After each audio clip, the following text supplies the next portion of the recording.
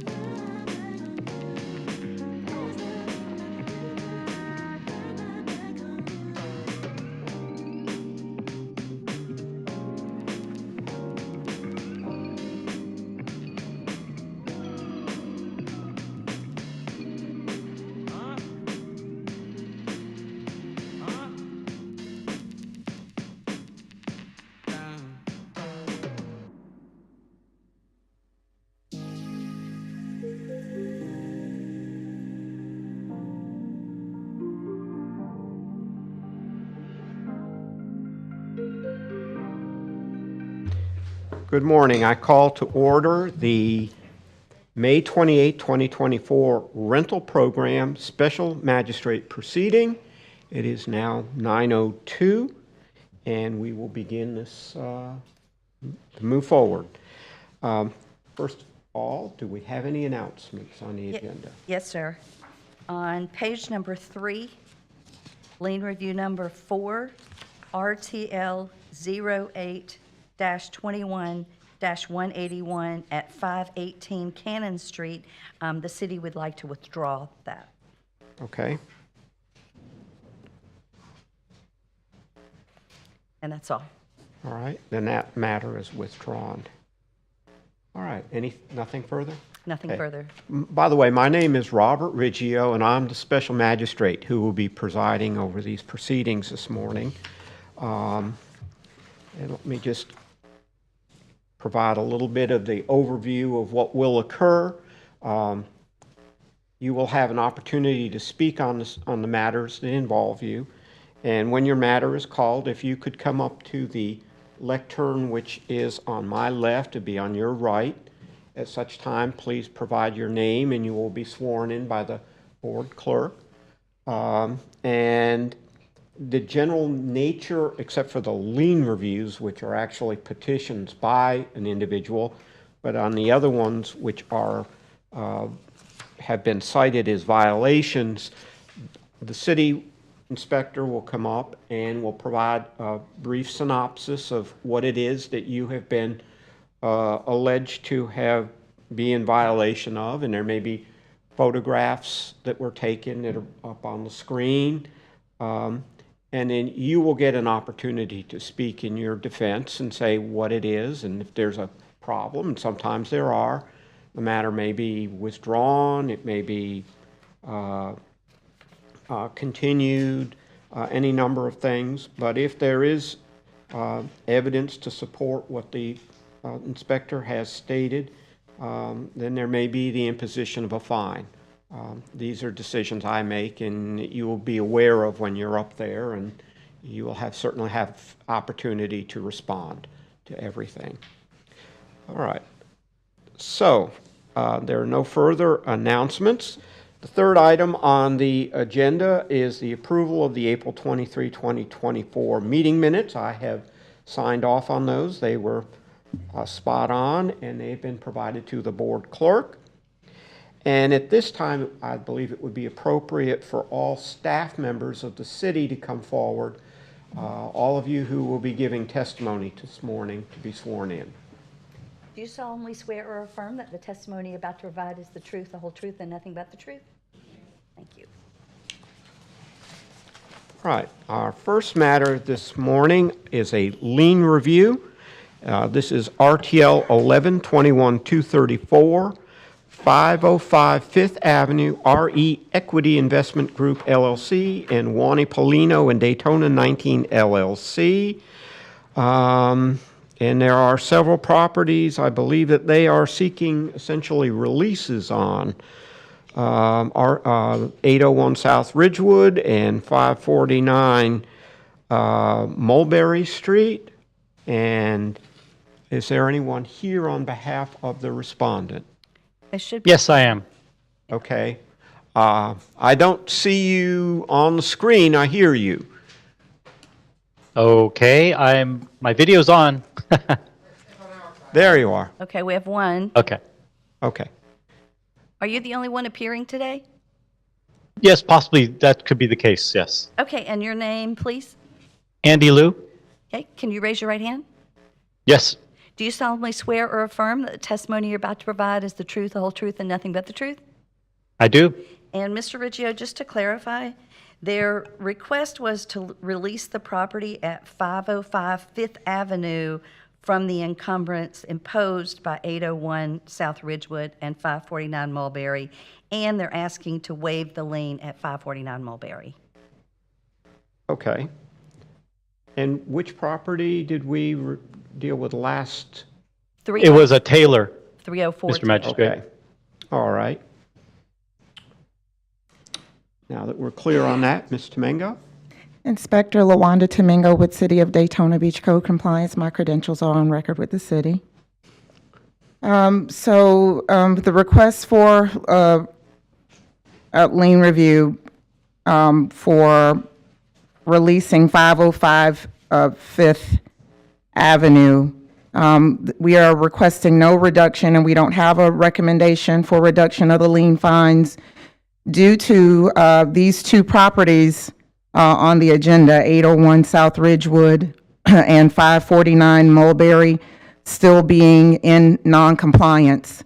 I would like to just state for the record that the last lien review hearing that we attended for 304, 306 Taylor Avenue, we were informed by the representatives of Daytona 19 LLC that that particular property was the only property being sold for the purpose of raising funds to replace windows at 801 South Ridgewood Avenue. We have found out subsequently that Daytona 19 LLC is actually in the process of selling all of the properties in their portfolio that are rental properties for the city of Daytona Beach, which are 505, which include 801 South Ridgewood and 549 Mulberry, that currently are still unlicensed rentals and have not passed rental inspections in the process of these cases. There are outstanding lien fines, as well as there are still outstanding rental license fees for these properties as they continue to actively rent and generate income for renting for these properties. So we don't have a recommendation for a reduction because these properties that they are asking to be released from are still in a state of non-compliance and need to be repaired and pass a rental inspection. Okay. Mr. Luke? Yeah, so we actually would just like 505 Fifth Avenue to be released because the cost of the windows for Ridgewood totaled over $26,000, which basically wiped out all the funds we got from Taylor, plus the $6,000 in liens we paid. In order to get Mulberry up to compliance, the stairs are going to be $13,000 alone. And we're basically recommending to just replace them completely. We're going to build brand new stairs. So that's why we're requesting the lien to be moved from 505 Fifth. So if we can sell this property, we can have the funds to bring the rest of the properties up to compliance.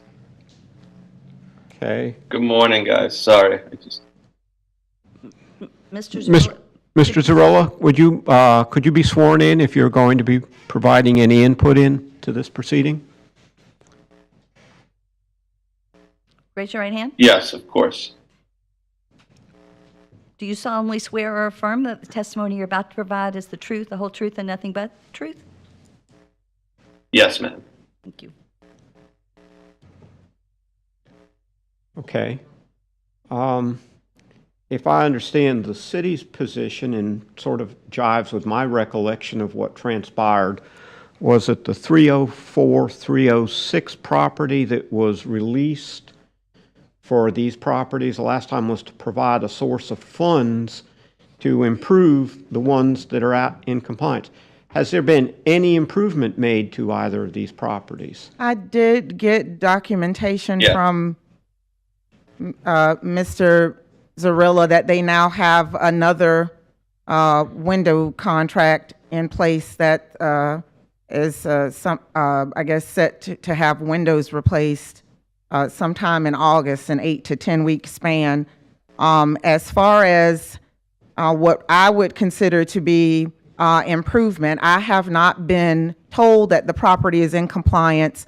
I have not been requested to come back out to the property to do a reinspection for either of these properties, 801 South Ridgewood or 549 Mulberry, to say that the properties are actually in compliance, as is the requirements for our rental licensing process. As I did state previously, there are outstanding rental licensing fees on these accounts, and they also continue to actively advertise for rent, as well as collect rent for the occupied units at these properties. Okay. Mr. Jackson, do you have anything that you wish to inform me of? These pictures are old, by the way. Good morning, Mr. Joe Anthony Jackson, attorney for the city. Yes. I made it real clear last time they were before the magistrate as far as the position of the city. We negotiated, we talked, we went aside, and we really worked hard to find a way to allow them to do something that was, in some ways, unusual, to allow them to sell off a property where they still had other elements of noncompliance for the purpose of improving other properties that they had. We've been dealing with them for several years. They have over 15, maybe as much as 20 units that they have the potential to collect rent at, which would gross well over $250,000. We don't understand why they can't get anything done. Our position is that they have not accomplished the things they promised. I made it real clear that we would look at what they did from the promises of the prior month or 2 months ago and judge the future based on what they did with that promise. What we got from that promise is a new promise and nothing more. And in fact, now, and I don't berate the thought or the desire to sell. They can sell all they want, but we don't believe that it's justifiable for the city to take a position that would reduce or eliminate any of the fines that have accrued and has been affected this city over these couple of years. Okay. Am I correct that the 304, 306 property has been sold? It has been sold, and I just recently did, the rental inspection for the new owner, because again, that property was also overdue on its inspection and licensing fees previously being owned by Daytona 19 LLC, and there were some findings of violations at that property as well. Okay. Gentlemen, I understand your position that you have a lot of properties that need a lot of work. You need an infusion of money, and my recollection is the same as Mr. Jackson's, that there was every expectation that you would sell a property, 304, 306, and that money would be put into improving properties that were in need of improving. Contracts don't mean anything to me. I want to see actual improvements. If there are windows that need to be installed, then install windows. I saw that awful word supply chain, and I haven't heard that in, 6-8 months now.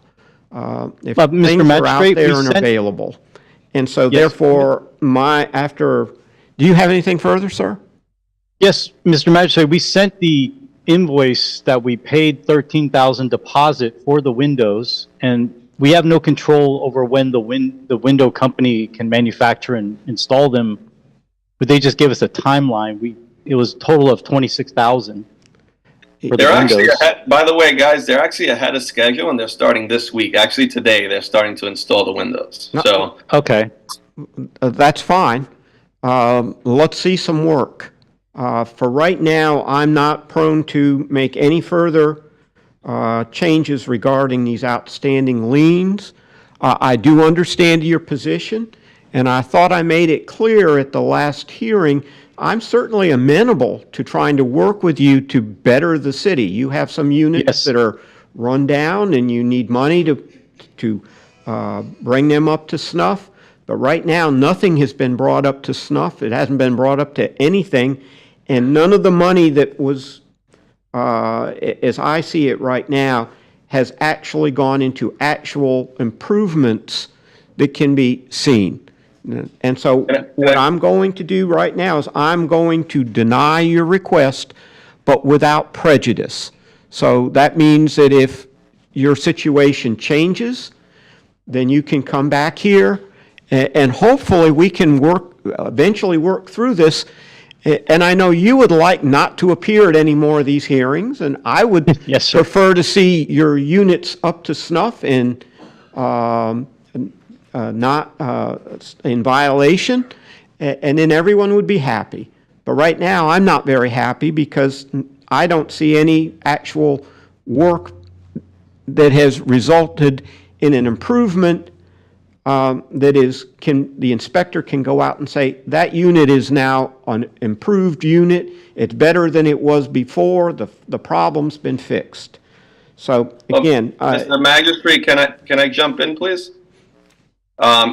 Everything is up to snuff in these properties, minus the windows at Ridgewood and the deck at Mulberry. The deck at Mulberry, we haven't gotten an architect on it now, and they've actually started the work. So they'll be submitting plans to the city for architectural drawings on that deck in the back. But I'm saying that from this my is, understanding, I'm saying right now, you're maybe a month early, maybe 2 months early. You come here and present me a actual documentation of improvements. I don't want to see invoices. I want to see windows in these places. I mean, we had windows that were nailed shut, I believe, for a while, which gave rise to we'll some of have these that by the end violations, of the week. and that's just unacceptable. So, we'll have that by the end of the week because they're starting today. okay, well, next month, And can I just say, for record again, the process for our rental inspections is that we come out once all of the violations are Right. called in and said that, everything is completed. I don't make a habit of just going out and saying, well, they cut the grass today, or where they put the light bulbs back in. It's the first failed inspection for 801 South Ridgewood, and this is just for putting the timeline on record, was June 17th of 2022. It failed. The second failed inspection was March 14th of 2023, and we're currently May 2024. For 549 Mulberry, I have the first failed inspection as June 17th, 2022. Second failed inspection, September 12th of 2023, and we're May 2024. So there's been about a culmination of 2 years of time that has passed since the original failed inspections for both of these properties. well, again, as I said, my feeling right now is that I'm going to, again, deny this lien request without prejudice. And then when you can bring something forward that can make the city feel that, that further action on these liens is warranted, I'll be happy to hear it. I understand that money is a great issue with respect to these because improvements cost money, and how that's resolved we'll leave to a later day. But right now, I don't see anything that warrants any further lien reductions on these. So therefore, with respect to lien review 1, RTL 11-21-234, for property at 505 Fifth Avenue, RE Equity Investment Group LLC, and Juan Polino and Daytona 19 LLC, I hereby deny the lien request without prejudice. I had a question, Mr. Magistrate. Now, if we close and we pay these liens, are we still able to fight to get our money back once we put the other two properties into compliance? Mr. Jackson, you seem to want to speak to that. You get involved with the issues of closing and liens and things of that nature? Obviously, you could do anything that you are advised legally that you can do. I don't really have an answer for you on whether, I can tell you I don't believe you'll be very successful at it, but that's an opinion, that's not any advice. But you would really need to talk to someone that represents you on your ability to try and retrieve money after you remedy. Well, this kind of defeats the whole purpose, right? So if we go and pay these liens now, like, you guys aren't doing anything for the city to uphold us on those other two properties, right? Like, we're paying the liens, and why should we pay another 60 grand to do the deck? And I mean, we already paid for the windows. So that our whole fight was to spend the money to get these properties into compliance to try to get these liens off, to Yeah, make the city better. I welcome you to talk to city staff. However, I mean, we're not going to debate it here. We don't really have any debate. You Right. have liens Yeah, that I are mean, due, and right now they still do. And you have work that needs to be done that couldn't actually be recited if it came to that. So that's where we are at this point. Gentlemen, it right, seems thank like you. we are a lot closer to resolving these than when we started several years ago. And I just don't want to put the cart in front of the horse at this point. You're going to have to go through those final steps and work with city staff. I think city staff has shown a willingness to work with you on many of these items. And therefore, I'd say just focus on getting these things resolved. Yes, sir. Okay, Thank you. thank you. Thanks. All right, lien review number 2 is RTL 03-2318, 259 Jefferson Street, Blue Clay Financial Services, LLC. Currently, there is an outstanding amount due of $15,000 plus $578.44 interest, plus $24 in recording fees for a total of $16,602.44. Can you hear me, Mr. Green? I can't hear you. We can't hear you, sir. Your mic is muted, I believe. Still can't hear you. Oh, there you go. Could you state Okay, could you state your name, please? sure. My name is Luke Green. And could you raise your right hand? Do you solemnly swear or affirm that the testimony you're about to provide is the truth, the whole truth, and nothing but the truth? I do. Thank you. All right. Ms. Tomengo? We did meet with Mr. Green previously and decided to reduce the lien fine to a total of $2,000 for this property. Okay. Mr. Green, could you hear Ms. Tomengo? I did, sir, yes. Is that amount acceptable to you? Yes, sir. All right. Therefore, with respect to RTL 03-2318, property at 259 Jefferson Street, the owner is Blue Clay, or the respondent was Blue Clay Financial Services, LLC. I hereby order the lien in that case to be reduced to the amount of $2,000, subject to being paid within 30 days, or the fine will revert back to the original amount. You understand, sir, you have 30 days. If you run into a problem, please contact the city attorney's office and let them know if there's some problem that arises. Otherwise, it reverts back to what it was. I'll be sending you an invoice. Yes, sir. All right. Thank you. Okay, thank you. Thank you. Lien Review 3, RTL 09-21-207, property at 116 Sunrise Boulevard and 2049 Blaze, parcel ID number 5316-18-00-1320, the respondent being Donald R. and Annette M. Emery. Mr. Emery should be appearing via Zoom.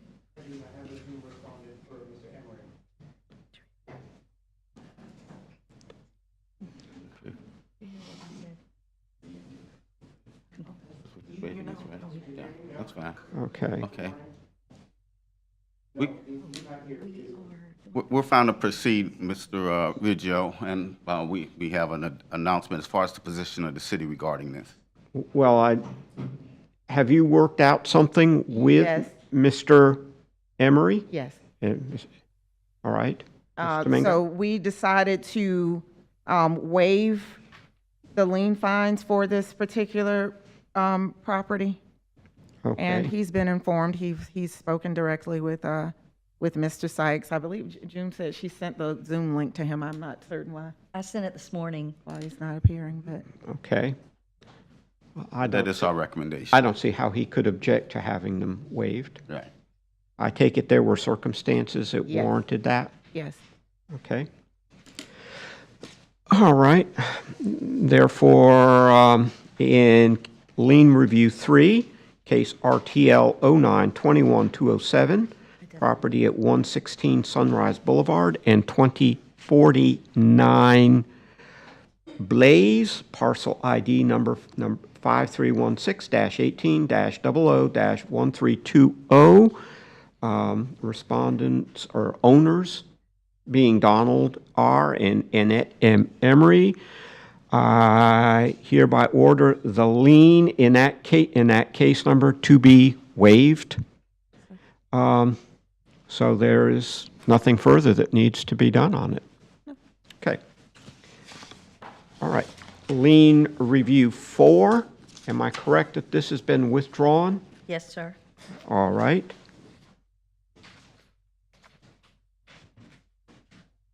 Lien Review 5, RTL 04-2326, 2040 South Peninsula Drive. Timothy Hoffman, current owners are Michael and Cynthia King. And there is an outstanding lien with interest and recording fees in the amount of $15,884.03. Mr. Riggio, I gave you an email from Ms. Hebert, who is refinancing the property for Cynthia and Michael King, who are the ones that are requesting the partial release of the parcel. They're new owners, agreeing to the stipulation that Kevin's about to discuss. Okay, before we get into that, I have a question. I've done title work for years, and a standard part, if I believe this is one in which the individuals are claiming that they were unaware of an outstanding code violation. Now, there's a section, first of all, in the statutes that puts a duty on the code violator to inform a purchaser of a code violation. That's correct. I'm going to assume in this case that didn't occur. Okay, I don't know. There is also a funny thing called a title policy. Every title policy I have ever involved with, or title companies, title agents, as part of the closing, typically send out a letter to a municipality. One goes to the building department to see if there are any open permits. The other goes to the code office, code enforcement, and says, are there any pending violations? Not resolved violations, not violations where there has been any action taken. They just want to know if there is a violation. And yet, I see in this one that everybody is concerned about not being aware. Well, that is really the respondent's problem as I see it. They closed on a property and their title company, I assume they got title insurance on it, didn't ask the city of Daytona Beach if there was an outstanding code violation. And so I'm just confused as to what's going on here. I take it the respondent is not present? No, she just sent the letter. When the case came for hearing originally, the owner's mother, Mr. Hoffman's mother, requested that the case be continued until May, from April. And because he was traveling internationally and would have no way to appear via Zoom, the court granted that request, and between the April hearing and the May hearing, she sent me an email and said, we sold the property, you can't lien us. So when the case came back in May, we were unaware of the sale, and we did, in fact, impose a fine on that. But the new owners, Michael and Cynthia King, did not know. They did not, the owners that sold it to them did not inform them. And you're right about the title company, but somehow that didn't happen. I'm still, Mr. Jackson, what is the city's position on this? I don't know the city's position. I mean, until it's announced. But this what- is not the as far first as- time I've had one of these where Right. it's sort of like things change, and there is a statute on point. There is standard procedures from title companies that would be that would have resolved all of this, and yet people are coming in and saying, "Well, I know nothing." I mean, it's easy to say you know nothing if you don't follow the proper procedures. What I can say is this, Mr. Ridger, and I don't know enough because we didn't have enough discussion on this, but what I can say is that we've had circumstances where ships passing in the night, we're filing while they're in the middle of transactions. And so that's sometimes the reasons we realize that we imposed the lien while they were in the middle of transactions and things changed hands. And while we may have had the authority to go for it based on the way the statute reads, our general practice has been that if it's something that is conveyed prior to our initial proceeding, that we don't generally go forward on the lien. Now, statutorily, there's some argument that could say once they've been given a notice of the hearing, but we have always, as a practice, relied upon the initial proceeding as the bar or the definition of when we proceed. And so the timing would affect even someone seeking an estoppel letter when that's happening. They may have a notice from the staff, but they would not necessarily have something that would be reported. I don't know how they report on the for that estoppel letter. Generally, it is for an active case, or meaning when that's already come to the magistrate or the code board, or they're reporting on actual liens that have been imposed. Okay. So those are preliminary. So that's one circumstance, and then the other one is the statutory provision, as you mentioned under Chapter 162, is between the parties. It's not as much between the city and the parties, and it's more establishing a right of declaring fraud or misrepresentation and not declaring. They do have a duty to give us notice, but there's no penalty. That's expressed in the code. Okay. In the statute under Chapter 162. So that's my general position. Specific to this one, we didn't get into that level of detail. Actually, I'm not quite sure of staff's position yet, but I want to hear it as well. I'm just concerned that where there are large fines imposed, that suddenly the property changes hands mysteriously. Sometimes we get very quick improvement, and we're more than willing to support what would be equivalent to at least the reduction as it relates to the new buyer. Okay. And it's partial. That's what would happen here. It would be I think they're going to be asking for a partial. Is that correct? Yeah, a partial release, not on the original owner, just on the parcel, due to the uniqueness of this case. And it very much is a scenario like Tony's mentioned here, where it's two ships passing in the night was our understanding. And we do want to continue to encumber the original owner, but we would like the new owners to be allowed to do that refinancing. Okay, so this is strictly to the new owner. Correct. So And just a partial release of just the parcel. Okay. Then I have no problem with that. I would have started there had I known. But I'm always concerned, it's always easier to go after all of the owners than it is one who may never step foot in the state of Florida again. Right. Understood. All right. Mr. Yates, do you have anything that you want to add other than what you just said? No, sir. Okay. Then therefore, I therefore order the lien in case number RTL 04-2326, property being at 2040 South Peninsula Drive, previously owned by Mr. Timothy Hoffman and the new owners are now Michael and Cynthia King. I hereby order the lien to be released only as to the interests of Michael and Cynthia King. And the lien amount is $15,884.03, and to remain a lien against Mr. Timothy Hoffman. Yeah, and the way we typically would say it is that it would be released as to that property only, and it would still be And it's released. cross-encumbering everything else that's owned by Mr. Hoffman. Okay, and it's the And lien we- is released as to this property only. Yes, sir. Okay. Okay, but continue to encumber anything owned by Mr. Timothy Hoffman, the respondent. Okay? Thank you. All right. Let's hear some new cases.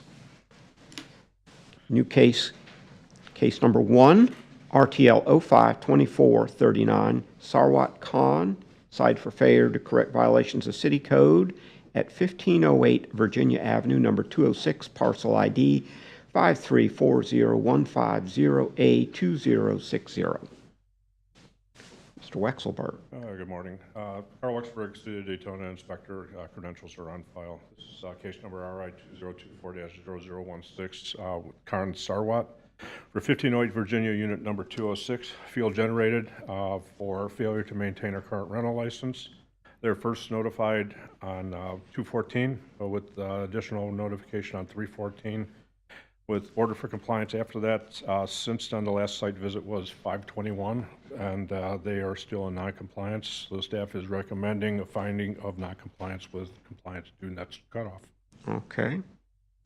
I take it Mr. Wexelberg isn't here. Mr. Westerberg is here.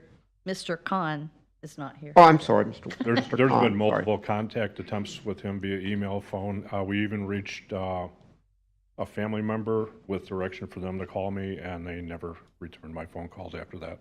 Okay. Has he been properly notified of this hearing?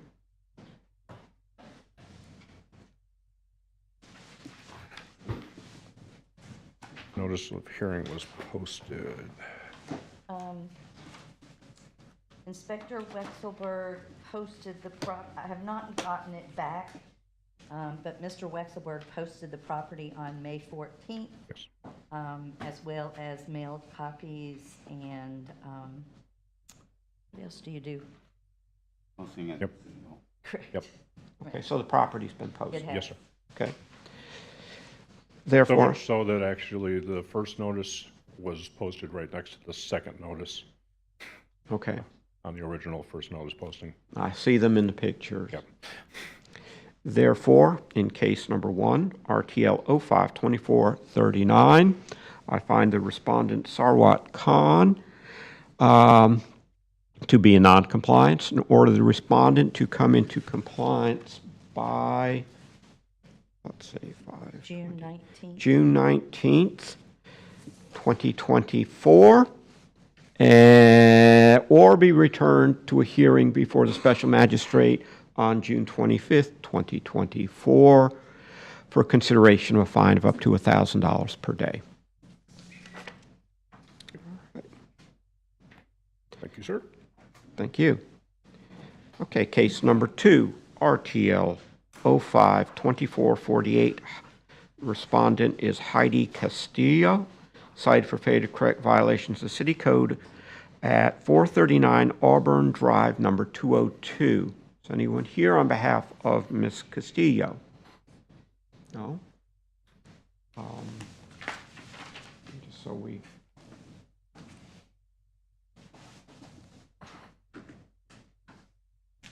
And has she been served with notice of this hearing?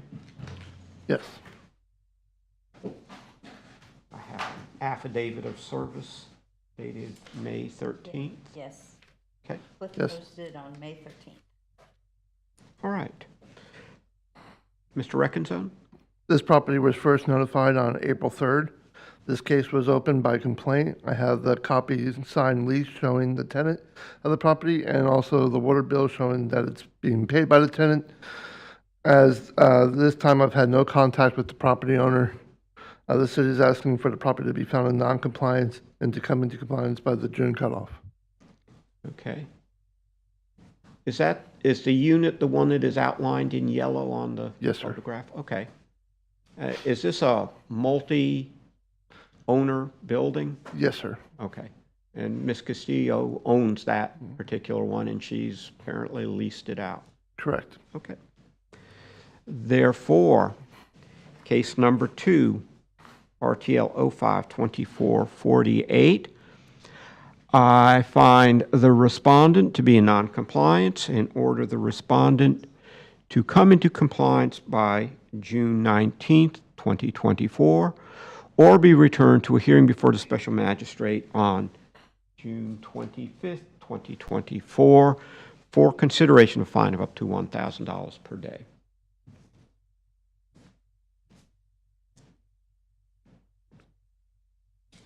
All right.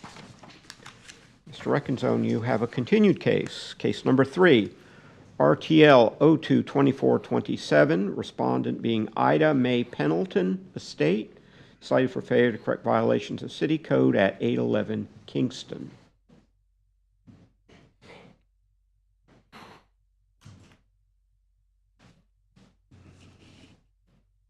Could you state your name, please? Sherry Austin. Sherry Austin. Austin. And raise your right hand.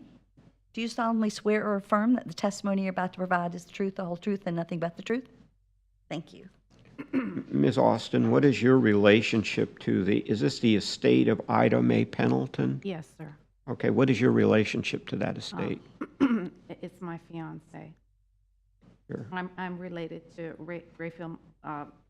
Rayfield McLeod is supposed to be the owner of the property. He's going through the probate paperwork. Yes. He was here last month, Okay. and the brothers have both signed their interest over to him, and it is in probate. They're just waiting for it to be finalized, I think. Very Okay, close. and you're Mr. His McLeod? fiance. Fiance. Okay. I can just ask this, and Mr. McLeod is giving you Mr. McLeod has authorized you to come here on his behalf. Yes, sir. Okay. Okay. You understand that at this proceeding, we could consider imposing a fine on the property? Yes, sir. Okay. This property was first notified on May 9th of 2023. Since the last hearing, the property owner has applied for the rental license. The first inspection was on May 5th of 2024 and failed for the missing smoke detectors, ceiling damage, outlet in the bathroom, windows that could not open, damaged walls, and a damaged stove. I've seen pictures from the property owner showing most of the repairs have been done, but there's some repairs that still need to be done. Due to the progress of the property owner, the city would like to request that we amend the compliance date to the next cutoff of June. It would be June 19th. Correct. Okay. All right. Is there anyone currently living in the unit? Yes. Okay. You understand, Ms. Austin, Yes. that these things, especially since you have someone in there, need to be dealt with quickly, so that this unit is brought up to standards. All right. I have no problem with providing some extra time. It seems like work is moving forward. Yes. And smoke detectors and things like The that. smoke detectors have been put in. Okay, good. All right.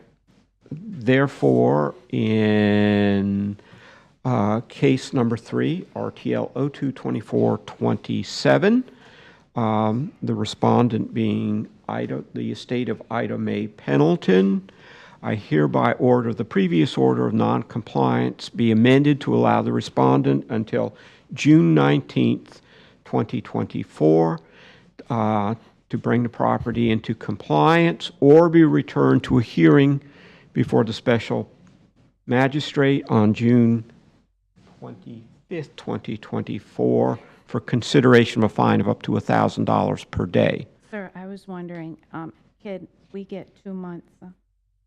Could that be That's considered? something that you need to discuss with Mr. Reckenzone, whether he wishes to do that. He is aware of the situation. I just see a few pictures and I hear a little testimony. Okay.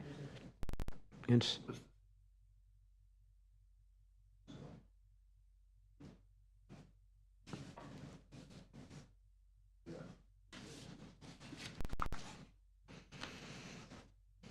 The safety issues that were concerned were taken care of right away.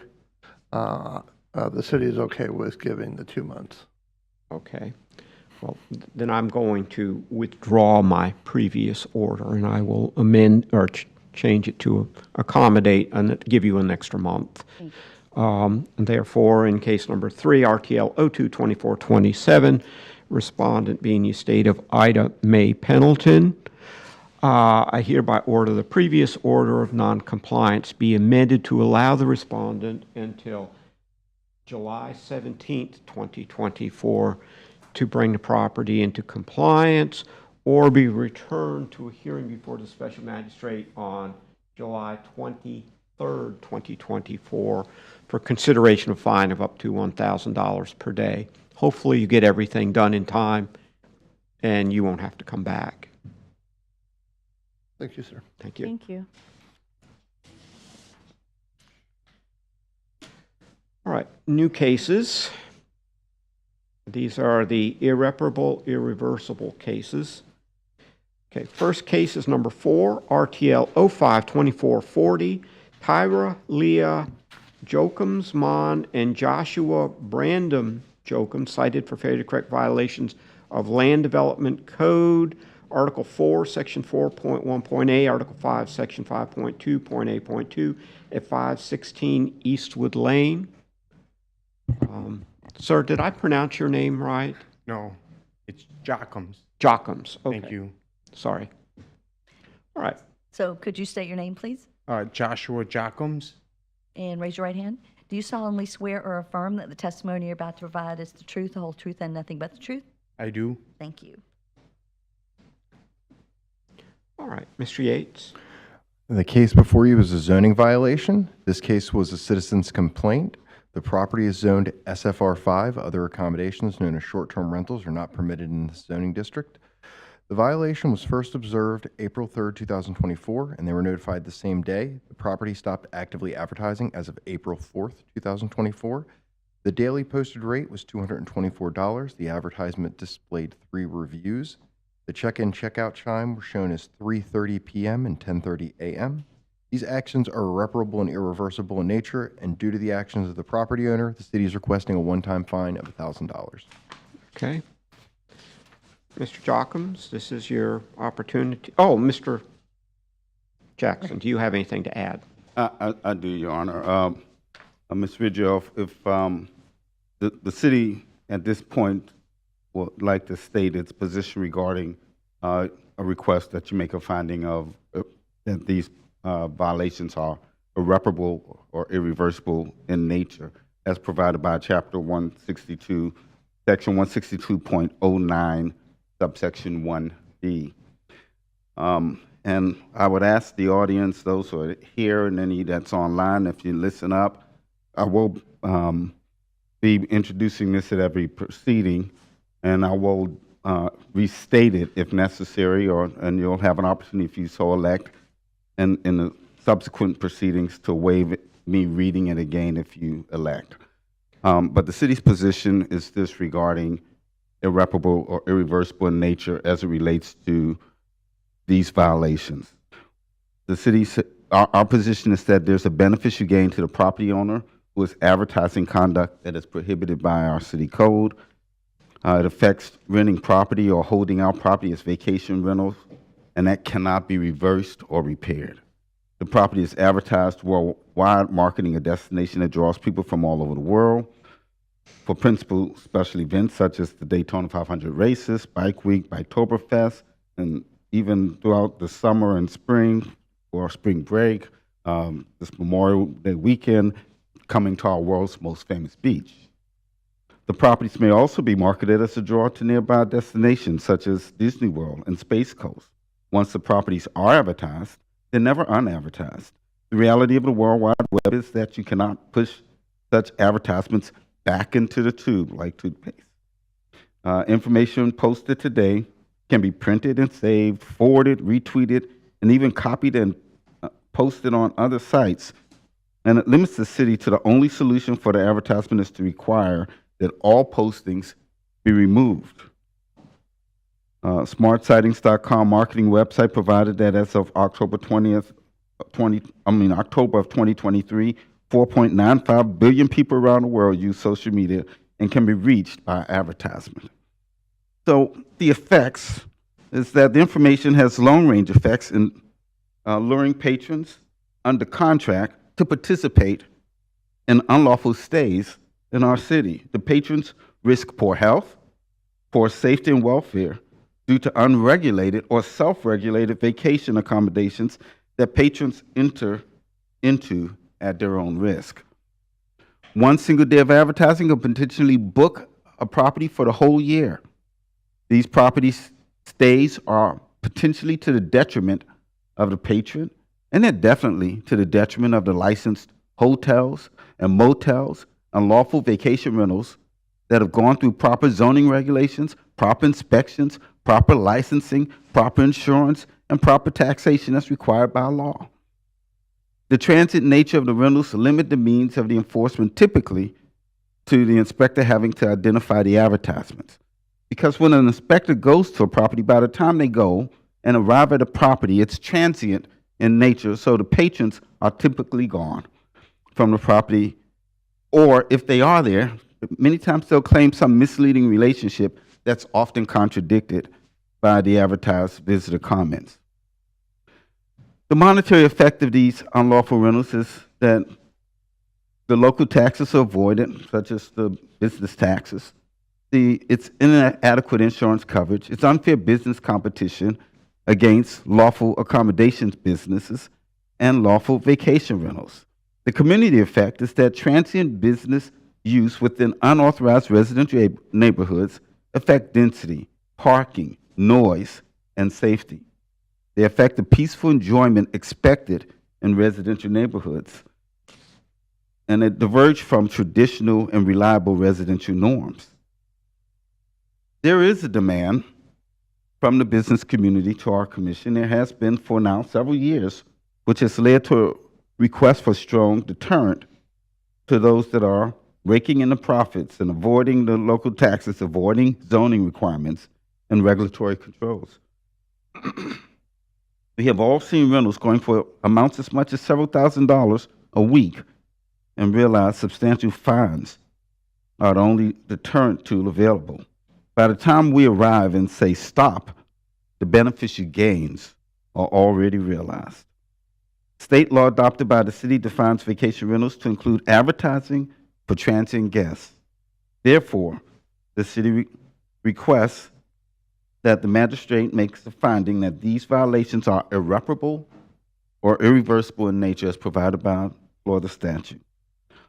And then what we also look to in terms of cost or the fine is the gravity of a violation as pursuant to our statute and the code, the effort of the respondent to comply, and the history. In these circumstances where someone complies immediately, the magistrate has picked up a practice of reducing to an amount typically of $1,000. Historically, when we started this, we were asking for $15,000 on every case, and we've modified to the desires of the magistrate over the years to give some relief to people who immediately respond. Unfortunately, we can't take a position to say zero because somehow we have to also maintain a deterrent for this action taking place. So with that being said, the city is asking in this case for a reduction of imposition of a fine of $1,000 based on the time period which this respondent complied. and we're asking for the magistrate to make a finding that the violations are irreparable and irreversible in nature as provided by statute. Okay. And that's all I have. Mr. Jackson, I have a question for you. It involves that legislation, the Senate bill. I have not heard anything about that. Is that still off there in limbo somewhere? It's still off there in limbo. I don't know if I explained it last time. I had the fortune of going to a seminar where a lobbyist was talking, and even though she had been one for 13 years, she had just newly learned an interesting process. What happens when a bill is passed that's engrossed, it is taken and it's put in a drawer at the legislature. And it sits there until the governor says, okay, bring me that bill.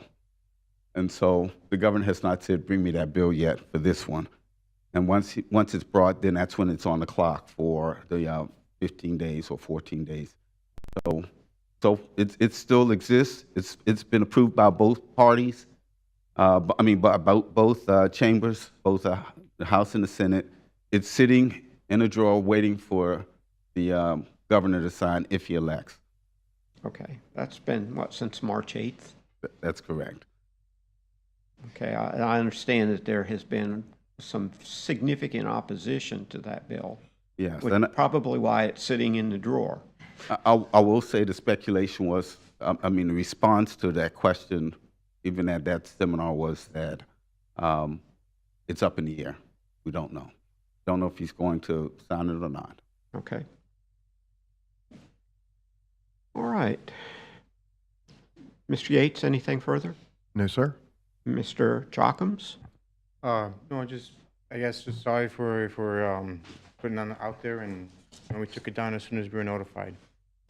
Well, thank you for taking the action, but as Mr. Jackson has said, that we've been doing this now for 4 years, and we thought Pandemic, so it was a little bit more. Yeah. Okay.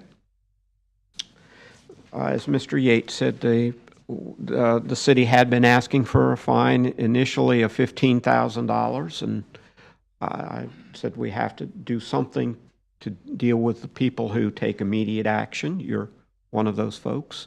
And so the fine was reduced to $1,000, but it still reflects that significant nightly rentals and sometimes weekly rentals had been received. And so we had to do the best we could under the circumstances. Therefore, I find the respondents, Tyra Lee Jokums and Joshua Brandon Jokums, in case number 4, RTL 052440, to have been in noncompliance of Article 4, Section 4.1A, and Article 5, Section 5.2.A.2 of the Land Development Code, which prohibits short-term rentals in zoning districts not zoned for short-term rentals. Such violations are irreparable and irreversible because the improper benefit obtained by the owner and the damage to the surrounding neighborhood occurs at the time the violation occurs and cannot be undone as provided for by Section 162.091D, Florida statutes, for the property at 516 Eastwood Lane, and who have subsequently come into compliance on April 4th, 2024, and hereby order that respondent shall pay a fine in the amount of $1,000 and not violate that section of the Land Development Code again.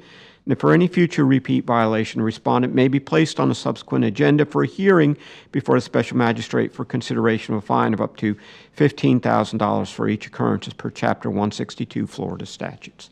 Okay. One question though, I'm not sure about.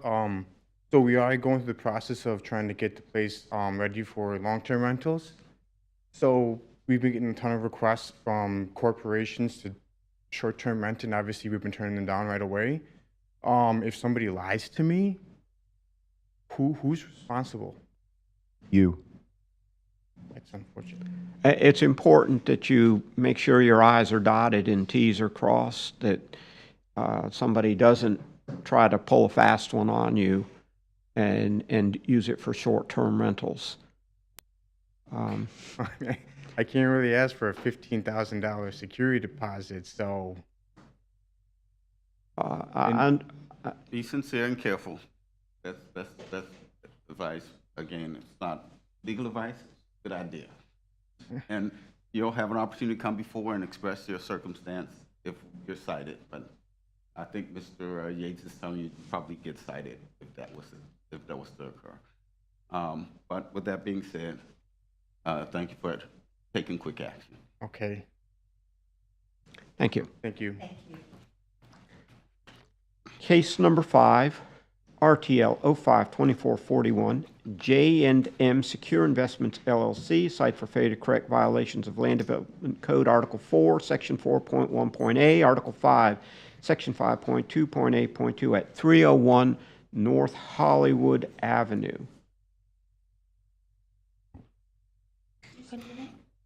Sadie Martinez. Do you solemnly swear or affirm that the testimony you're about to provide is the truth, the whole truth, and nothing but the truth? I do. Mr. Yates? The case We before. can know what Ms. Martinez's relationship is. I am the owner of the property. Okay.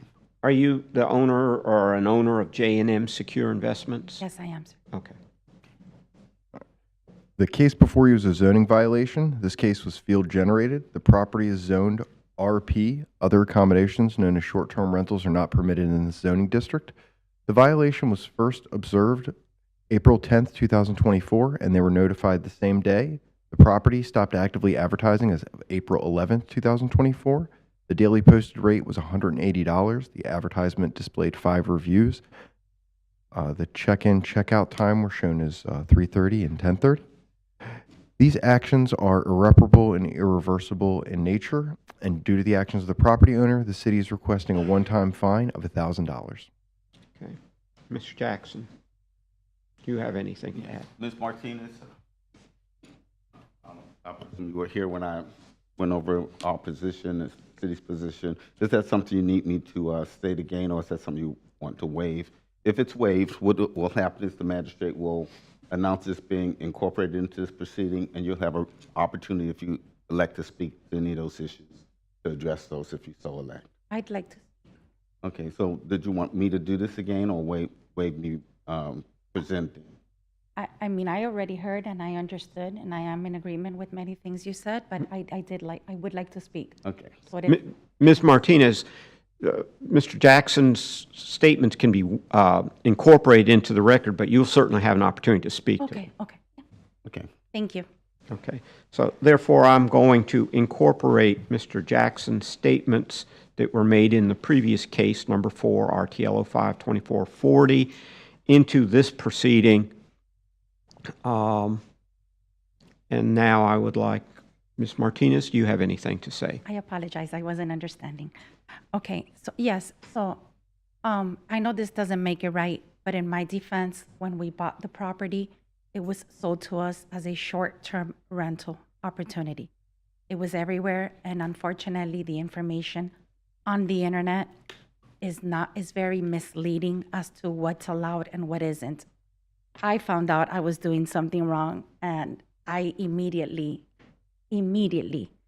stopped doing it, and I called him right away, and I'm like, Mr. Yates, what exactly is going on? And then I became a little bit more educated on it. Just for you to know, and everyone, when we bought the house was, first of all, we took all of our life savings, plus we got into more debt to acquire this while I was under very aggressive chemotherapy. So that didn't, not to excuse myself, but I was going through so much that I really didn't dig in a little bit deeper about regulations. And I saw this as an opportunity to like work from home and have a short-term vacation rental for me and my possible retirement home, which is why we made it so beautiful. As a realtor, I know what long-term tenants can do to properties. As a matter of fact, when we got the property, it was full of used dirty needles. The place was destroyed. My block is full of vacant homes that are also destroyed. And guess what we had in there? Long-term tenants, exactly what the city wants.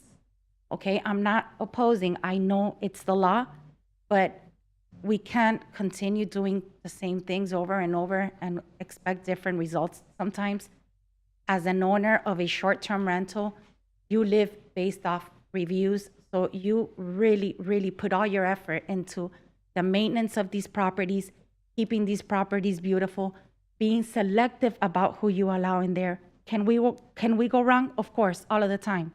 1 out of 10 guests can probably be a bad apple.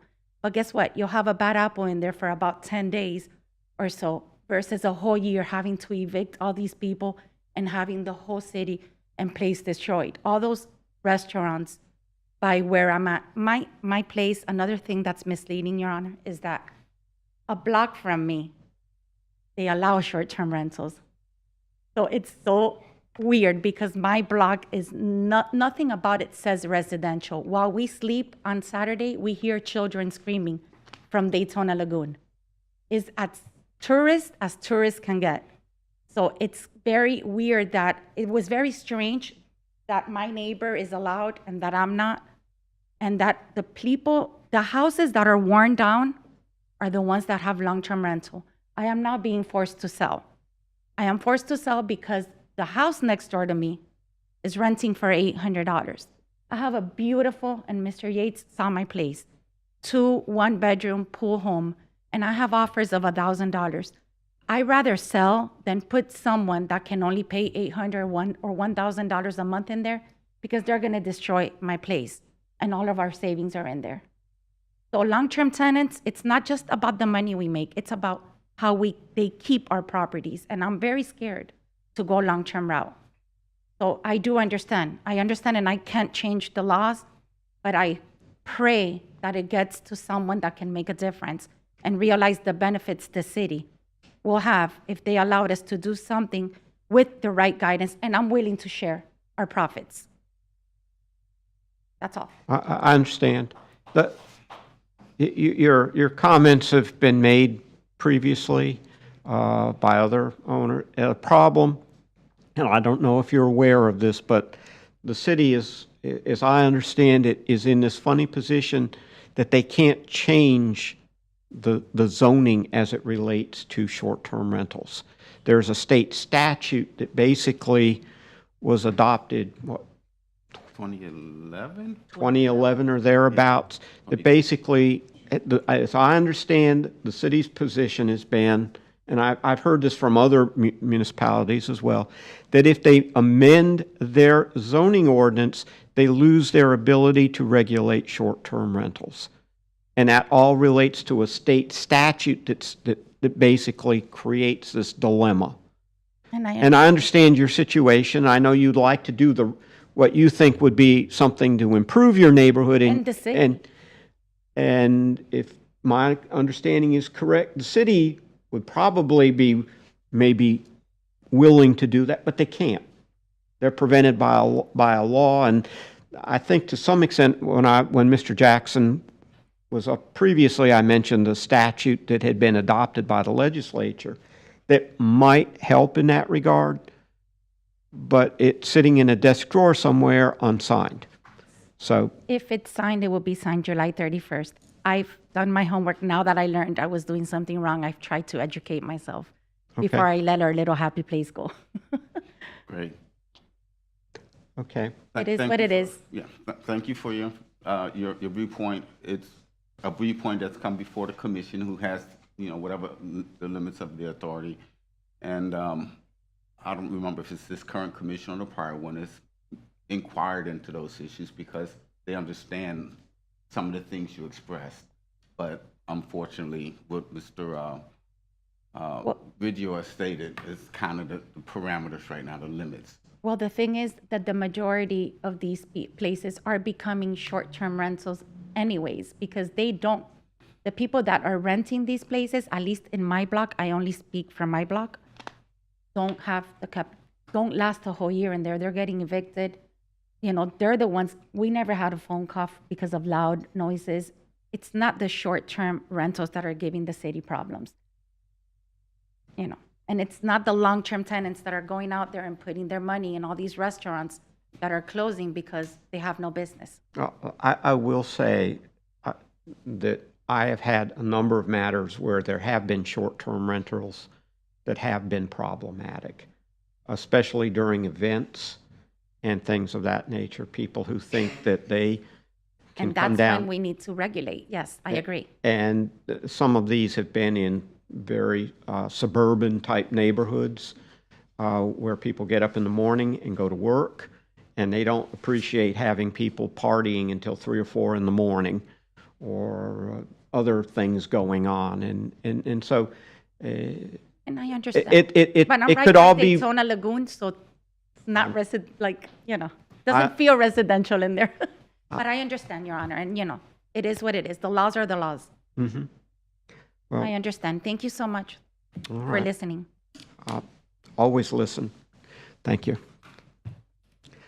Okay. Therefore, in case number 5, RTL 05-2441, I find the respondent, J&M Secure Investments, LLC, to have been in non-compliance of Article 4, Section 4.1.a and Article 5, Section 5.2.a.2 of the Land Development Code, which prohibits short-term rentals in zoning districts not zoned for short-term rentals, and such violations are irreparable and irreversible because the improper benefit obtained by the owner and the damage surrounding neighborhood occurs, time the violation occurs, cannot be undone as provided for by Section 162.091D Florida statutes for the property at 301 North Hollywood Avenue, and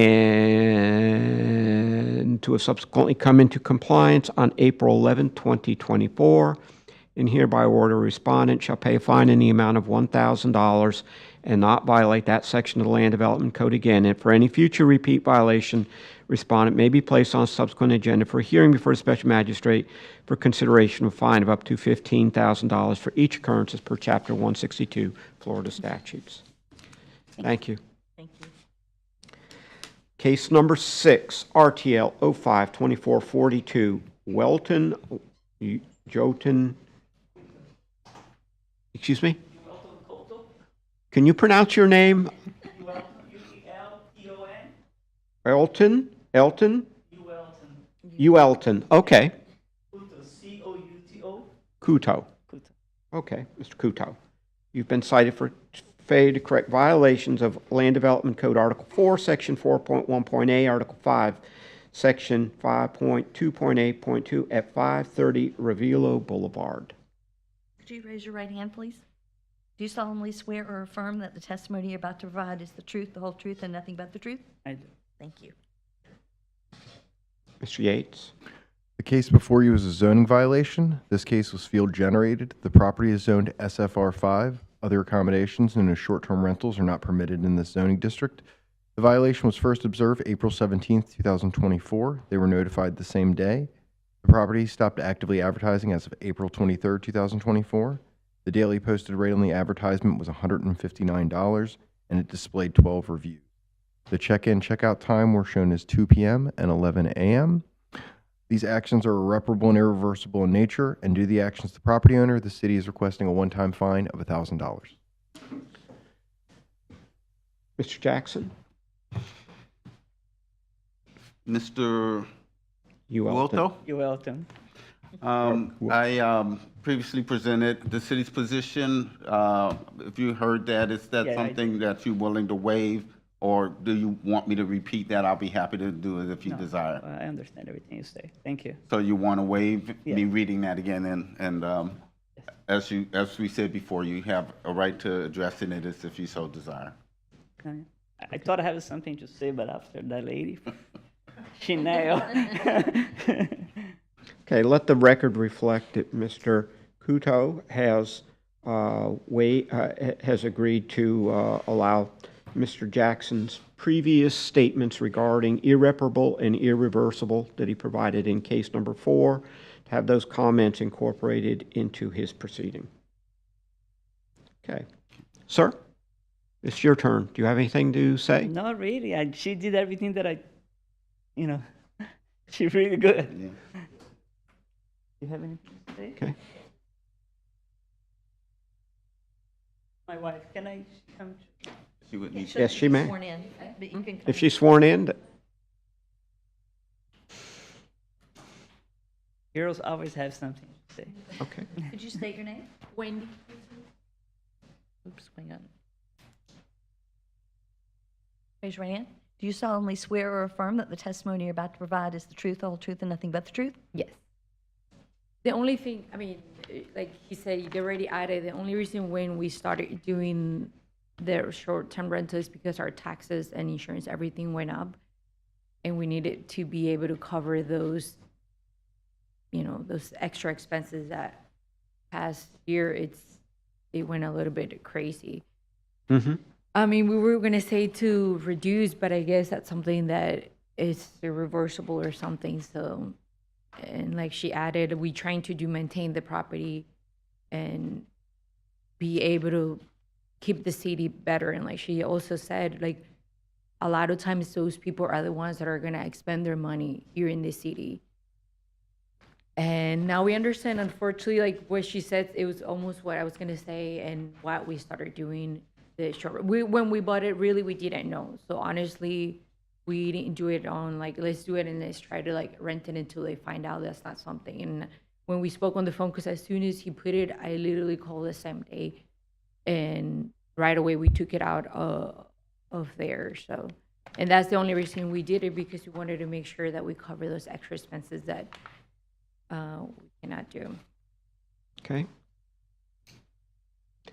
I take it this isn't homesteaded property, No. so taxes do go up every year. Oh yeah, and the insurance went up like $900 for different things. So it was at expenses that we're not counting on to have. Unfortunately, those are things that are not within my purview in terms of. I know, I understand, but I can't do anything about those things. Neither can you probably, so, other than pay them. Okay, well, as Mr. Yates has said, we have, or Mr. Jackson stated as well, when I initially started hearing these matters, they were being fines of $15,000 regularly assessed. And I have backed it down and backed it down, and we are now at a point where $1,000 seems to work. And the cases that we have had come before us, I don't believe for the most part we've had any come back, and that means that it seems to be working. And I understand your situation. I definitely understand your situation, but. Therefore, I'm still going to assess the fine as other people have been, as we've been doing now for several years, of the $1,000 fine. So, in case number 6, RTL 05-2442, I find the respondent, Uelton Kuto, to have been non-compliant of Article 4, Section 4.1a, and Article 5, Section 5.2.a.2 of the Land Development Code, which prohibit short-term rentals in zoning districts not zoned for short-term rentals.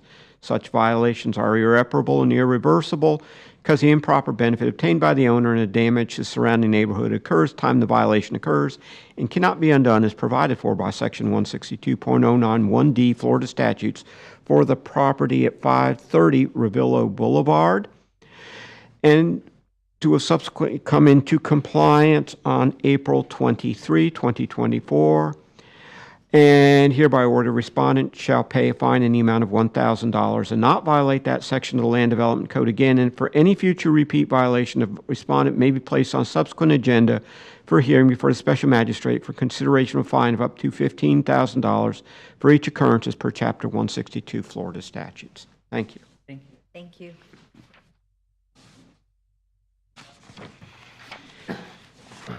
Case number 7, RTL 05-2443, Samuel W. Oliver Jr. and Countess Sinetta Rittman, cited for failure to correct violations of Land Development Code, Article 4, Section 4.1.a, Article 5, Section 5.2.a.2 at 611 Madison Avenue. Could you state your name, please? Good morning. Samuel William Oliver, Jr. Raise your right hand. Do you solemnly swear or affirm that the testimony you're about to provide is the truth, the whole truth, and nothing but the truth? I do. Thank you. Mr. Yates? This case before you is a zoning violation. This case was field generated. The property is zoned SFR 5. Other accommodations known as short-term rentals are not permitted in this zoning district. Violation was first observed April 17, 2024, and they were notified the same day. Property stopped actively advertising as of May 7, 2024. Daily posted rate was $166. The advertisement displayed 4 reviews. Check-in, check-out time were shown as 3 p.m. and 11 a.m. These actions are irreparable and irreversible in nature, and due to the actions of the property owner, the city is requesting a one-time fine of $1,000. Okay. Mr. Jackson, do you have anything to add? Yes, Mr. Oliver, I previously presented the city's position. Is that something that you need me to present again, or is that something you waive me presenting? I will waive your presentation of that and ask that the previous comments as related to the other cases be entered into the record for this case. Thank you. Thank you, sir. All right, then therefore let the record reflect that the statements made by Mr. Jackson in case number 4. Yes. Case number 4 relating to irreparable and irreversible be incorporated and made a part of this particular proceeding. And again, Mr. Oliver, if you have any objections to any of those statements or anything, you're free to make them. Okay. I don't have any objections to them, but I just would like to clarify, again, as some of the other folks that have come before me, I was unaware of that. I don't live here locally. I live in Tallahassee, Florida. Okay. It's my permanent address, and I'm not sure how many days a notice have been placed on the door, but I have someone that kind of drives by on occasion. But upon notice, I immediately took action and numerous phone calls to Mr. Yates, I'm sorry, when and trying to get some semblance of what the next steps would be and how I could remedy. Okay. From looking and just the previous, it appears as though the $1,000 fine will be imposed upon me. I would ask for graciousness in terms of it is possible for me to get an extension beyond 30 days for that fine, if that's possible. Yeah, actually, we don't have a fixed time period on these fines other than, I guess it's after the 30 days that they may file it as a lien. But once it's paid, it's taken care of. So it's not any other action would take place. We'd have a right to foreclose on it. The likelihood of us foreclosing on a $1,000 fine is not very high. Okay. Yeah, I would certainly say within 90 days I could get that taken care of. What I would not want is a lien or penalties assigned to that, and I just need clarification that would not happen. That's a procedural matter. That just work with Ms. Barnes, and I think they even have a mechanism for making the partial payments electronically. Okay. So just work with Ms. Barnes on that. Yes, sir. Okay. Am I correct on that? Yeah, you're correct. I'll send you an invoice. You'll have my contact information. Thank you. All right.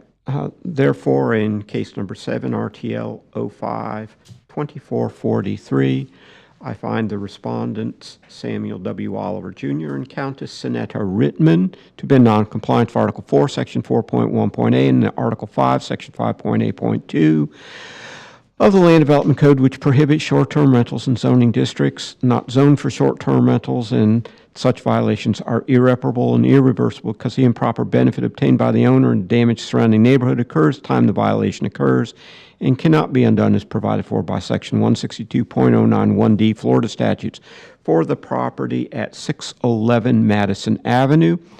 Subsequently come into compliance on May 7, 2024, and hereby order the respondent shall pay a fine in the amount of $1,000 and not violate that section of the Land Development Code again, and for any future repeat violation, the respondent may be placed on a subsequent agenda for hearing before a special magistrate for consideration of fine of up to $15,000 for each occurrence as per Chapter 162 Florida statutes.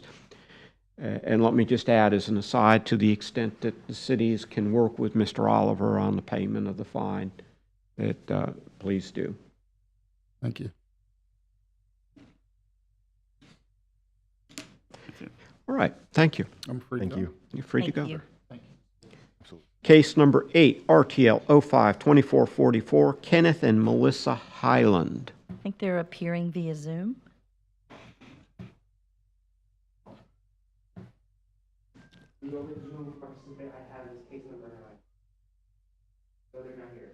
Okay. They're not present on the Zoom? Did they ask to be on Zoom? Yeah, they emailed Kevin, and I sent them the link. When was the link sent? Last week. Have they, did they contact you at any time today? No, sir. No.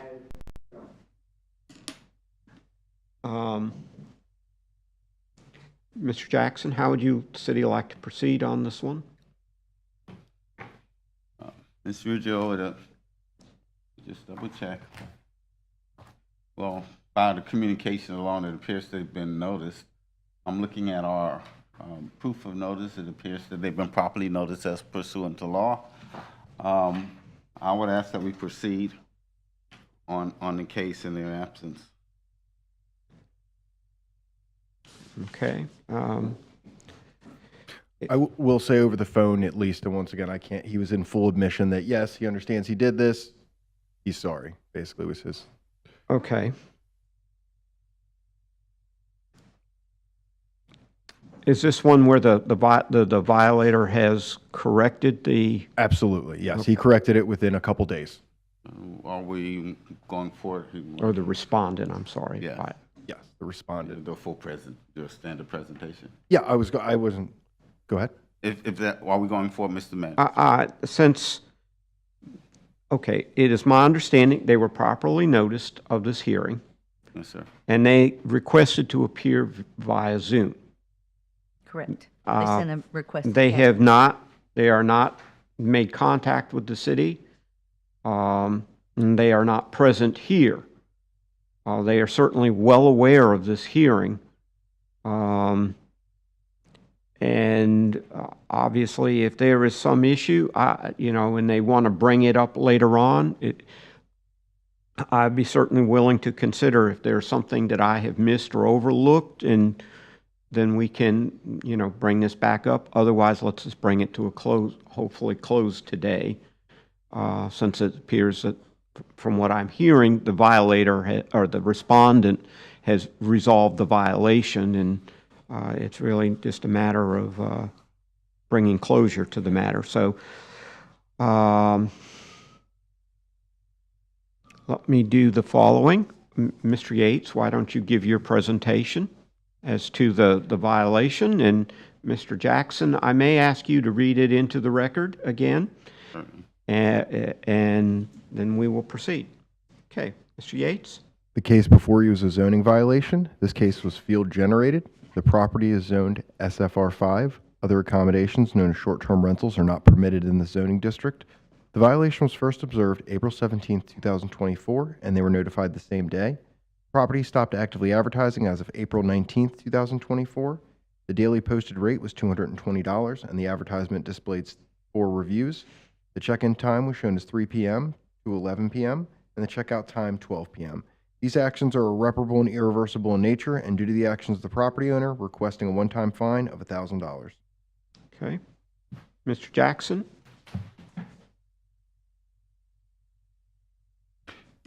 Anthony Jackson, attorney for the city. Mr. Riggio, as I previously presented the request of the city that you make a finding that these violations are irreparable or irreversible in nature as provided by Chapter 16209(1)D of the Florida statute. I'll make that request again and restate my the position of the city regarding this. Now, as far as the position of the city, these are irreparable and irreversible in nature because the beneficial gain to the property owner who is advertising the conduct that is prohibited by the city code. The effects are that they're renting property or holding out property as vacation rentals, and these effects cannot be reversed or repaired. The property is advertised worldwide, marketing a destination that draws people from all over the world for our principal special events such as the Daytona 500 races, the Bike Week, Biketoberfest, and others events throughout our spring and summer at our world's most famous beach. Once the properties are advertised, it can't be truly advertised. Once it's out there, it can't be put back into the tube. SmartSightings.com marketing website provides, as of October 2023, 4.95 billion people around the world use social media and can be reached by the advertisements. The effects of these violations is that the information has long-range effect in luring patrons under contract to participate in unlawful stays in our city. The patrons risk poor health, poor safety, and welfare due to unregulated or self-regulated vacation accommodations that the patrons enter into at their own risk. A single day of advertising can potentially book a property for a whole year. And these promised stays are potentially to the detriment of the patron, definitely to the detriment of the licensed hotels, motels, unlawful vacation rentals that have gone through proper zoning regulation, proper inspections, proper licensing, proper insurance, and proper taxations that are required by law. The transit nature of the rental limit the means of the enforcement typically to the inspector having to identify by advertisements. By the time the inspector arrives at properties, transient patrons typically are gone from the property and they claim misleading relationships that are often contradicted by the advertised visitor comments. There's a monetary effect. The monetary effect of these unlawful rentals is that there's tax avoidance, inadequate insurance coverage, and unfair business competition against lawful accommodation businesses and lawful vacation rentals.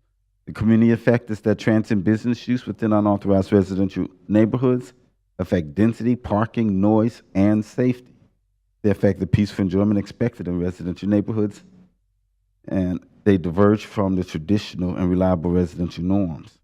And in response to this, demands to our city commission, and our city commission, based on the demands from our business community, has requested strong deterrents for those who are avoiding the local taxes, avoiding zoning regulations, regulatory controls, and are raking in profits. We have all seen rentals going for amounts as much as several $1,000s a week and realize substantial fines is the only deterrent tool available. By the time we arrive and say stop, the beneficial gains are already realized. State law adopted by the city defines vacation rentals to include advertising for transient guests. Therefore, the city requests a finding that these violations be deemed irreparable or irreversible in nature. And as I've stated before, as we look to the nature of the fine, we look at the gravity of the violation, the efforts of the person to comply, and the history of the violator. In this circumstance, the efforts, it appears, has been relatively quick, and under those circumstances, the position of the magistrate has been to allow for a minimal fine of $1,000, as opposed to the $15,000 which we were requesting as a routine request at the early start of these violations. We recognize them as being, we recognize the gravity of them as being substantial based on the way that they were impacting our business community and the way that they continue to impact residential homeowners. And that's all I have. Okay. Ms. Yates, anything further? No, sir. Okay, therefore, in case number 8, RTL 05-2444, I find the respondents, Kenneth and Melissa Highland, to have been in noncompliance. Article 4, Section 4.1A and Article 5, Section 5.2.8.2 of the Land Development Code, which prohibits short-term rentals in zoning districts not zoned for short-term rentals, and that such violations are irreparable and irreversible because the improper benefit obtained by the owner and the damage to the surrounding neighborhood occurs at the time the violation occurs and cannot be undone as provided for by Section 162.091D, Florida statutes, for the property at 425 Ocean Dunes Road to have subsequently come into compliance on April 19th, 2024. And hereby order that respondent shall pay a fine in the amount of $1,000, which reflects their quick response, and not violate that section of the Land Development Code again. And for any future repeat violation, respondent may be placed on a subsequent agenda for hearing before a special magistrate for consideration fine of up to $15,000 for each occurrence as per Chapter 162 Florida statutes. I'm going to take a break about 10:45, so let's see how many of these we can get resolved in the period before that. Case number 9, RTL 05-2445, Daniel Stewart and Indira Stewart, cited for failure to correct violations of Land Development Code Article 4, Section 4.1.A, Article 5, Section 5.2.8.2 at 116 South Oleander Avenue. Can you hear us, Mr. Stewart? Yes, I can. Thank you. Could you state your name, please? Daniel Stewart. And raise your right hand. Do you solemnly swear or affirm that the testimony you're about to provide is the truth, the whole truth, and nothing but the truth? I do. Thank you. Mr. Yates? The case before you is a zoning violation. This case was field generated. The property is zoned SFR 5. Other accommodations known as short-term rentals are not permitted in this zoning district. The violation was first observed April 19, 2024, and they were notified the same day. The property stopped actively advertising as of April 23, 2024. The daily posted rate on the advertisement was $175. It displayed 48 reviews. The check-in, check-out time were shown as 3 p.m. and 11 a.m. These actions are irreparable and irreversible in nature, and due to the actions of the property owner, the city is requesting a one-time fine of $1,000. Okay. All right. Mr. Jackson. Yes. Mr. Stewart. Yes. I'm Anthony Jackson, the attorney for the city of Daytona Beach. I don't know if you were on and heard me present the city's position regarding irreparable and irreversible in nature. If you were on when I did it the first time, I had mentioned that I would be asking later if you had a willingness to waive me reading or going over that again. If you desire for me to present it again, I will. If you're willing to waive that, then I would ask that you make that known to the magistrate, your willingness to waive it, and you'll still have a right to address any of the issues that I raised in our position, regarding our position. Yes, Mr. Jackson, I did hear both of the times you had to speak, so I'd love to hear it again, but I will waive it this time. Okay. All right, thank you, sir. All right. Let the record reflect that the respondent has waived Mr. Jackson representing his statements regarding irreparable and irreversible, and that those statements provided earlier in case number 4 yes, sir. Be incorporated into this matter. All right. Is there anything further? Mr. Stewart, this is your turn. I mean, I appreciate you guys being able to do this over the Zoom call, as I do live in Orlando. But I'm in the same kind of boat as the previous people that appeared. So same thing. We weren't aware of it. We did take it down immediately. And again, we're into the same thing as our insurance and our taxes have doubled. And fortunately, we've put the house on the market. So we weren't able to fulfill what we were trying to do. But I appreciate everything. And again, we apologize. Okay. Well, sir, the city is asking for $1,000, and that has been the standard that I have been following. We backed it down from 15,000, which is still on the table for people who choose to ignore, and there are those who, and amounts in between, depending on the speed with which people respond to the notice that has been provided to them. Well, therefore, in case number 9, RTL 05-2445, I find the respondents Daniel Stewart and Indira Stewart to have been in noncompliance with Article 4, Section 4.1.a, and Article 5, Section 5.2.a.2 of the Land Development Code, which prohibits short-term rentals in zoning districts not zoned for short-term rentals.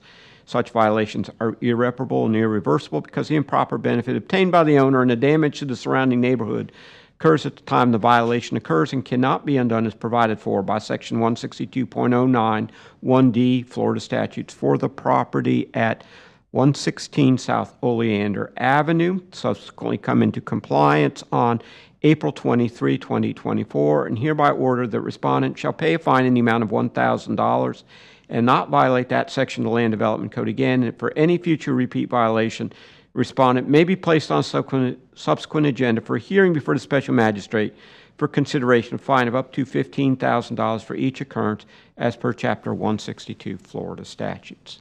Thank you. Thank you. All right. I think we have time for one more, and then we will take a break. Case number 10, RTL 05-2446, William Cruvenil, cited for failure to correct violations of Land Development Code Article 4, Section 4.1.a, Article 5, Section 5.2.a.2 at 224 Boylston Avenue. Is there anyone here on behalf of Mr. William Cruvenil? Is Mr. Cruvenil on Zoom? That respondent was not a part of the original list. At any rate, they were sent a link this morning, but they still have not joined, so no one is here for that, at least virtually. Okay. Have they been properly notified of the hearing? They have, and they received, I have their signature. I've received their signature for certified mail. Then, Mr. Jackson, do you have any objection to proceeding forward with this matter? No, they were properly noticed, Mr. Magistrate. I would ask just for a little clarification. We said we just sent them the link this morning. Was that any reason? I didn't send them a link. You sent them a link? No, so the other board secretary, Brenda, emailed me and said that this individual is having trouble logging in. During that email thread correspondence, the link was sent this morning. Still to no avail, so Right. I've been waiting for them to join. We did not have this person on our original list, so. Correct. Okay. But how were did they say any reason why they were having trouble, or did you get anything from them that said how they were having trouble? Because others seem to be able to log in. No specifics were given as it relates to the difficulties that they were facing. Okay. What I'd like to do is, we have 1, 2, 3, 4 more after this, is to just put this one on hold for now, and maybe they'll log in. And it being 10:45, I'd like to call this proceeding to be in recess and reconvene at in 10 minutes, at 5 minutes of 10 or 11. We are in recess for 10 minutes.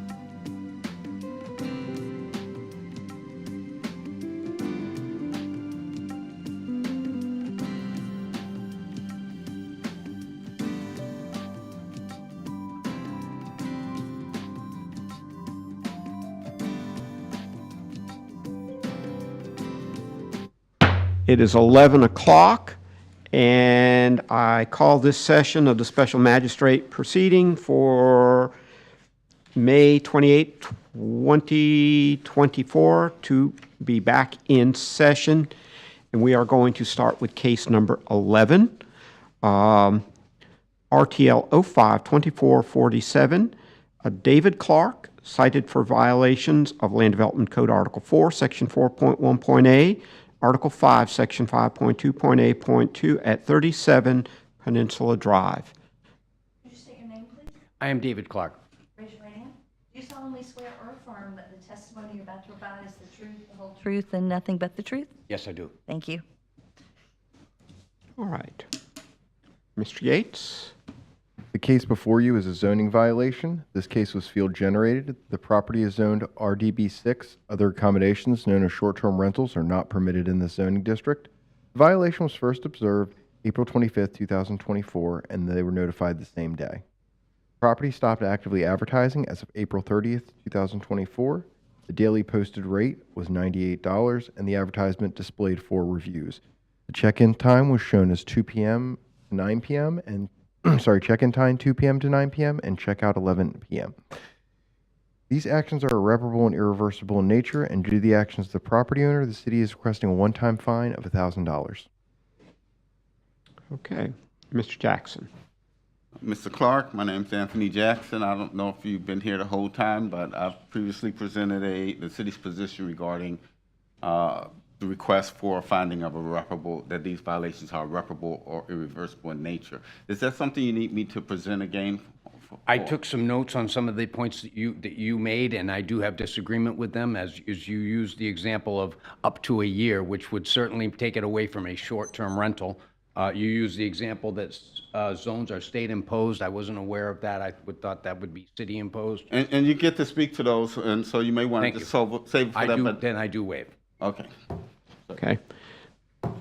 All right. Therefore, let Mr. Jackson's statements regarding the city's position on irreparable and irreversible, which he stated earlier today in case number 4, be incorporated into this proceeding, and Mr. Clark will be free to respond any way he wishes to those statements. And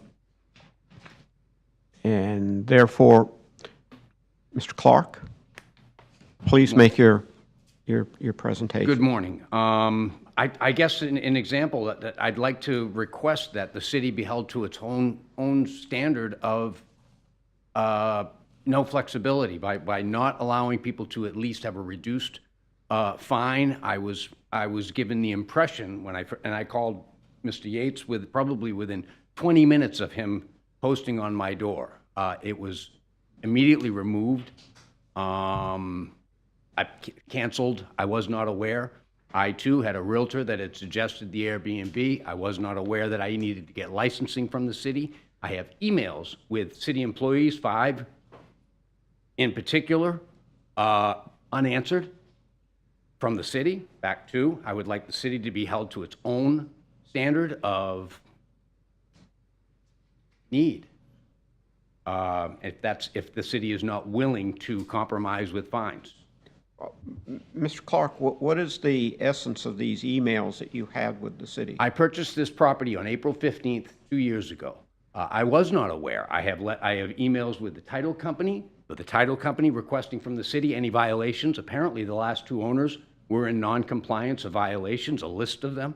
That's what I found out when somebody hollered from the truck. Didn't say anything, they just hollered up, "You can't be working on that."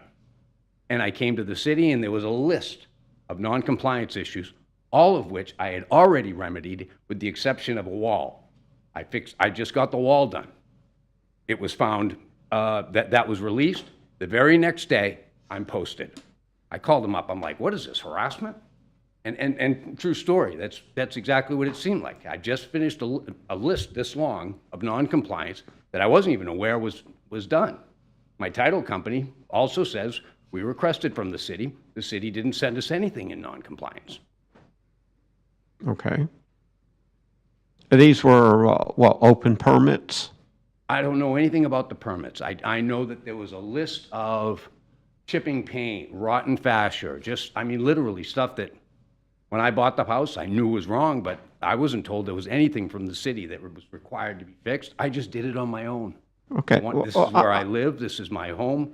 I am there. I am present. Nobody gets out of line when I'm there. Okay. Well, Mr. Clark, I'm just trying to get to the details in terms of, these were something that the city had on file, like chipping paint. These are typically code violation type issues. They sent letters to the previous owners, certified. That's what was shown to me, because when I went to the title company, they said, no, they said they didn't know anything about it. And the city's got certified letters to the previous two owners, one of which lives right next door. Okay. But like I said, these things weren't given to me, and the title company says the city didn't respond back to them with those violations to let me know that I'd have negotiated the price of the property if I'd have known I needed a $30,000 wall. And that stuff is all done. I've spent $100,000 on this property, and it's a very good-looking property. I do not deny that the Airbnb, I wasn't aware that I needed licensing or permitting or even, it wasn't even zoned for it, like many who have already described. But if there's no flexibility in your fine, I think the city should be held to its same accountability of not responding to questions from tax-paying citizens. I've got a sidewalk that doesn't give me any 3-foot variance exactly on my, I paid for a survey, which I was told afterwards, the city had to prove that the wall was mine. But I paid for a survey, and I brought it in here, and I said, yep, that's my wall, I'll fix it. I fixed it. But I got a... You have one of those walls that runs parallel with a sidewalk? It's a retaining wall. A retaining wall, okay. It's 130 feet long, corner of Harvey and South Peninsula. Like I said, you saw the picture up there. I mean, I can show you pictures of... No, I didn't see the picture. Can you put the picture back? My point is, the old pictures of the property and the new picture that you have there show the improvements. I mean, that front porch was caving in. And it's all rebuilt, redone, indoors, outdoors. That's my dog. He guards the place. Okay. I don't hear the code issues relating to these types of things, but I know that they are heard in another... I was here every month for a year, giving progress updates, between getting that wall done, and like I say, everything else that was on the original list was already done before I was here. It just took a while to get contractors. I went through contractor after contractor of trying to get bids, trying to get people to come do the job. And as other departments are aware, somebody left it half done, walked away, and I had to hire another guy, and it's just been that poke in the rib, so to speak. Okay. So I am, like others may have before, requesting leniency, and the ability for a smaller fine. Okay. Based on those points. Okay. Mr. Clark, you said that you had called Mr. Yates? Yes, immediately. Yes. And that would have been on April 25th? No, I do not believe I spoke to him on April 25th. I believe I spoke with him, it would have probably been on the 26th. 26th, okay, the day after. Okay. Yeah. No, he acted right away. His property is well maintained. He simply was running it in a manner that isn't allowed by the city. Okay. Mr. Clark, part of my dilemma is that people come before me without any, what you might call, documentation sometime. They just say, I want to be, we have the fine, but I'd like a reduction without any substantiation to back it. I can't tell someone who is telling me correctly or incorrectly. You've come here today with facts, and I appreciate that. That's what this type of proceeding is about. And under the circumstances, does the city wish to reconsider what it's asking for? I don't believe so, Mr. Riggio, and it's obviously, within your prerogative to make those decisions. You have that discretion to find as you elect. I recognize and realize Mr. Clark did a lot of work, and he did the job with his code case. I'm the guy that was sitting there for those cases throughout. Yes. That's one thing. That's different. Here we're dealing with, and you say he has stuff. I don't know if he has something, and if he does, I'd like to see it because we'd like to be able to address it, with staff as well. But I don't know if he has stuff that says that someone told him it was okay to do short-term rental at that location. That would have been my realtor, not anybody from the city, and I apologize for interrupting. Oh, no, and I appreciate it. That's not. I just know that I have emails with the city requesting what I can do with the property.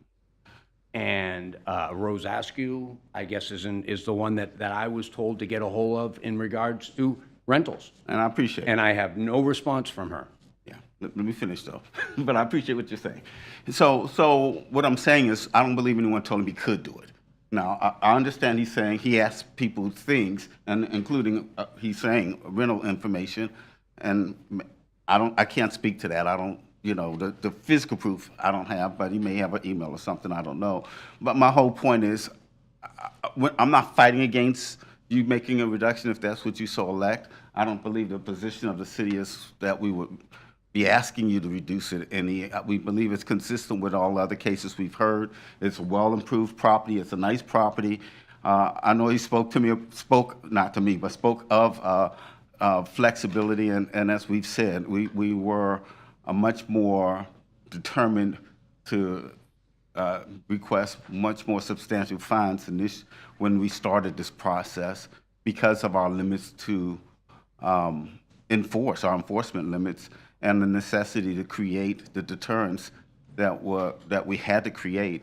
And those deterrents leave us in situations where if someone's doing it, and again, you have to read their truthfulness, or I think in most cases people are truthful, but whether it's enough to say that you should reduce on every situation or set one situation balanced against another and say, okay, this one's okay because it sounds better and it looks better from what's being said. Again, those are judgment calls, and I'm not going to challenge your judgment.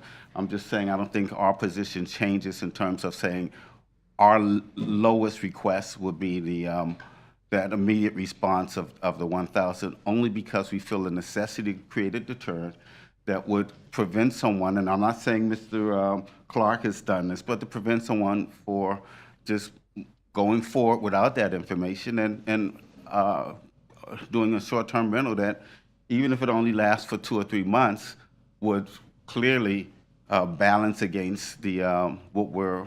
Now, I say that clearly, but it's not that clear. But it would balance against the benefit, and our goal is to not see a benefit in doing it anyway. I think you'll hear today before we end this day that we'll be dealing with a case where it has the appearance that someone is satisfied with the benefit and they just let us keep finding. We've had that in the past. So that's our reasoning. Now, that doesn't change anything or disrespect anything Mr. Clark said. I don't believe he said anything that's in any way offends the city. And of course, it doesn't challenge in any way your discretion to make reductions if you so elect. Okay. I'm seeing a very unique set of situations, facts here. Okay. I'm looking at Mr. Clark's demeanor.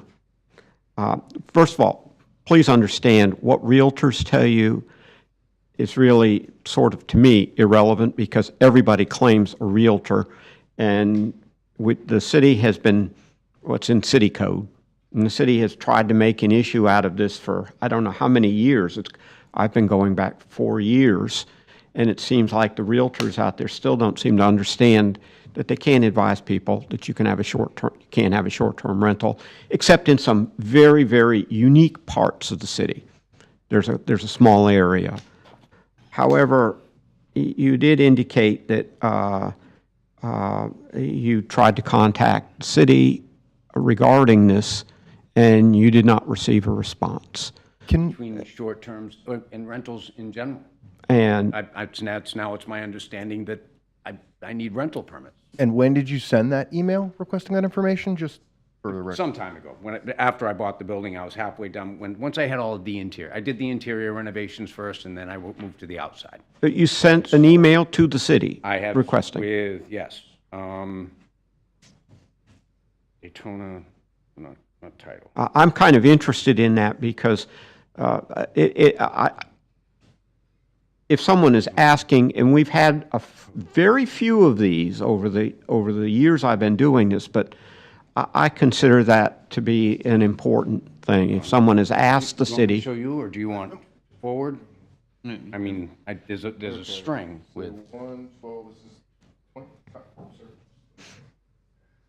Good morning. Permitted units are based on density of property.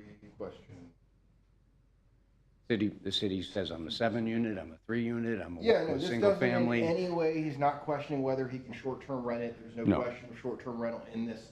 So no, he never requested whether or not he could short-term I was requesting about rentals. unit to the city, so. I'd like to hear from Mr. Clark what it is that what did he ask? I'm 1 block from Main Street. I understand. I'm surrounded by hotels and condos. It never dawned on me the difference between short-term rentals. Answer he got from the city on what he can do with this property.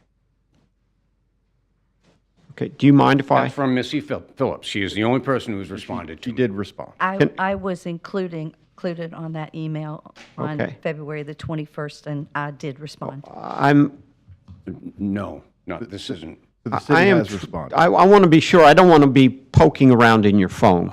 So what is it that you? I'm okay. What is the question? If I could say this, Mr. Magistrate, I'm okay with Mr. Clark reading, and we'll take his.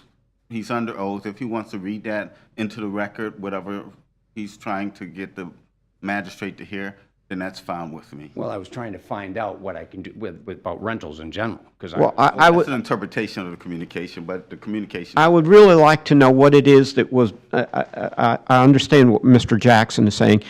If you sometimes the way you ask a question affects the type of answer you get, and so I'd like to know what it is that you asked the city. You have a better idea. I'm not going to be. So he's asking you to read word for word your email to the city and then read the city. he's asking me what I'm asking. He didn't say word for word. Well, that would matter. I'm asking for word to word. Yeah, we would need a word for word. So Yeah. From Melissa Carter. No, I'd like to Mr. know what the Clark, question that was posed. I'm in receipt of your permit application. Is your property still 5 units? Thank you, Mr. Clark. You'll need a contractor for the permits. Owner builder permits are only for 1 and 2 families. Oh, shucks, where did I go with that? So for clarification, what is my home, a legal 5 or 6?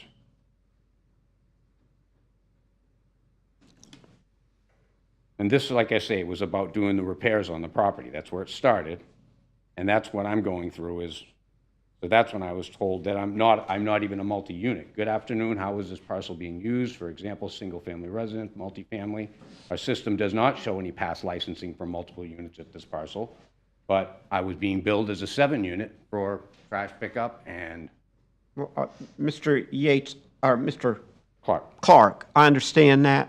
I never But the asked issue is specifically regarding for rentals. short-term rental information. I asked for am I a multi, is what I was asking.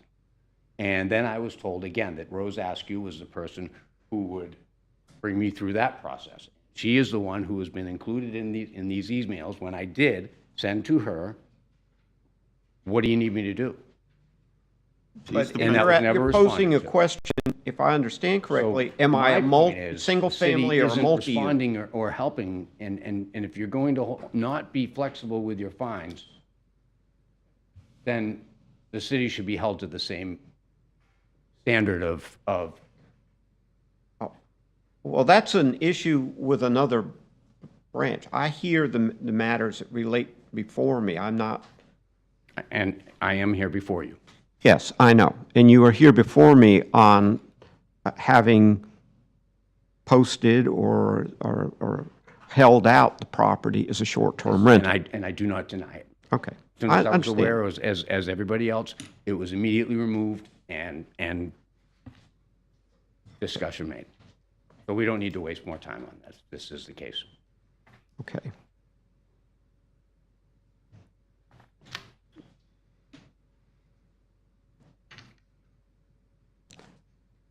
I guess what I'm trying to understand is, did you ever ask anybody about whether you needed a permit to rent it, period? Yes. Yes, that is what is in here. Okay. No, Mr. Clark, if you can, because the city, pretty much through its permitting program, as I understand it, encompasses long-term rentals and short-term rentals. So if you are renting it for any purpose, you're going to fall within the purview of a city's regulatory program. Unless it's an illegal rental, in which case it's outside the program. Doesn't the city, Mr. Yates? If it was more than 4, it would be a different situation, Mr. If it was more than 4 units, But in the areas that are short-term rentals, yes, there are areas within the city. yes. Does the city license those properties? No, you get a tax receipt only. Okay, so the city does not license short-term rentals? Business tax receipt and state license. It's like a hotel or motel or a bed and breakfast, but long-term rentals are 6 months plus 1 day minimum. And our rental ordinance addresses the long-term rentals. Right. Okay. This is something I'm trying to, for instance, I would see that it's as important to have fire alarms or in a short-term rental as it would in a long-term rental. They do a fire inspection for a business. So there is an inspection. There is. So the city does have a state. But the city doesn't do it. Who does it? They have someone in permits and licensing who does the fire. Oh, for the sorry, I misunderstood. For the BTR. Yes, for the BT. Okay. This is regulatory review. It's There is related more to the regulatory review. business tax receipt, not specifically to a rental license. It's a business tax receipt. Right, but there are some minimum standards that have to be met in order to obtain that business tax receipt. There are. For that circumstance, yes, my understanding. There are. Okay. There are. Okay. And then inquiries of Ms. Askew would be related to the density and zoning and those types of things. That's what her role is. Well, I understand that that's sort of irrelevant to this issue. This is about renting. This is about business type. Right. Setting up a business. If I want to sell apples on the corner of the street, do I need a permit for that? Right. Do I want to rent my house out? Do I need a permit for that? Okay. And I'm trying to separate the different issues. I am not here to deal with issues that relate to the permitting of the house. As much as I may feel that there may have been, from what you have stated, things that perhaps could have been handled differently, but I don't know. I don't have that file in front of me. I don't know what transpired. And I'm only hearing one side of the story at this point. And the only thing I see right now is the fact that you contacted Mr. Yates immediately. Now, Mr. Yates, would that hold true for the other people who you have? Absolutely. They all contacted me immediately, which is why we are recommending our minimum fine as opposed to our maximum of $15,000. Okay. Well, I still feel that the burden lies with someone who is conducting a business to determine whether or not that business is appropriate and meets city codes. Yes, sir. And I was starting to see Mr. Clark go down a road, and if you recall, there was several years ago, there were some ladies from out of state who contacted the city specifically about, I want to do a short-term rental at this property, and they didn't get a response. Okay? I recall, Mr. Magistrate. But I don't see that question being posed to the city about, I want to do a short-term rental. No. And nobody responding and saying, no, well, you can't do it there, or you need a permit to do this, or what have you. So that's, Admittedly, I did not request information for short-term Okay. rentals. It was more about rentals. It, as I said, never even dawned on me that that there was a difference between rentals and short-term rentals, and for that, I in admission. okay. And Mr. Clark, I understand your frustration regarding the building permit end with the wall and the other things. That's code violations. Well, I understand this is code violations too. Yeah. But actually, there's a different hearing officer who hears, or special magistrate that hears those. You were here at the last one that I was at. Yeah. Was I there? No, Oh. It was a different fellow all along, but you were at the last meeting that I attended for my wall. Okay. Probably so. I kind of think you're right. Now Okay. it's- It must have gone well because I don't recall It you. was completed, but and I made every appointment. Okay. He did work through that.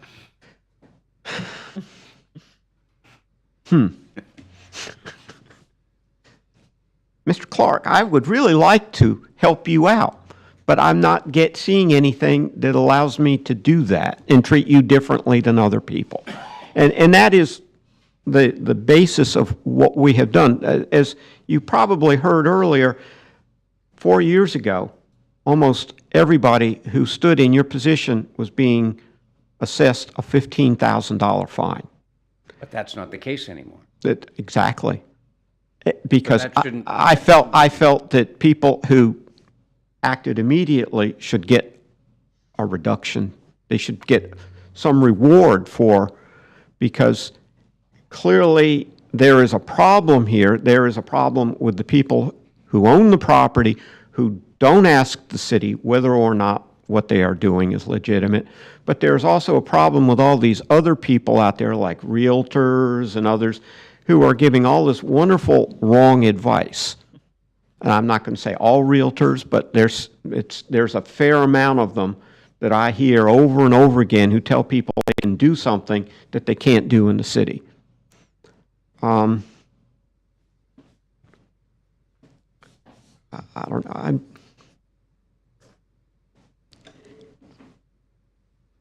I'm trying to come up with something here. I'm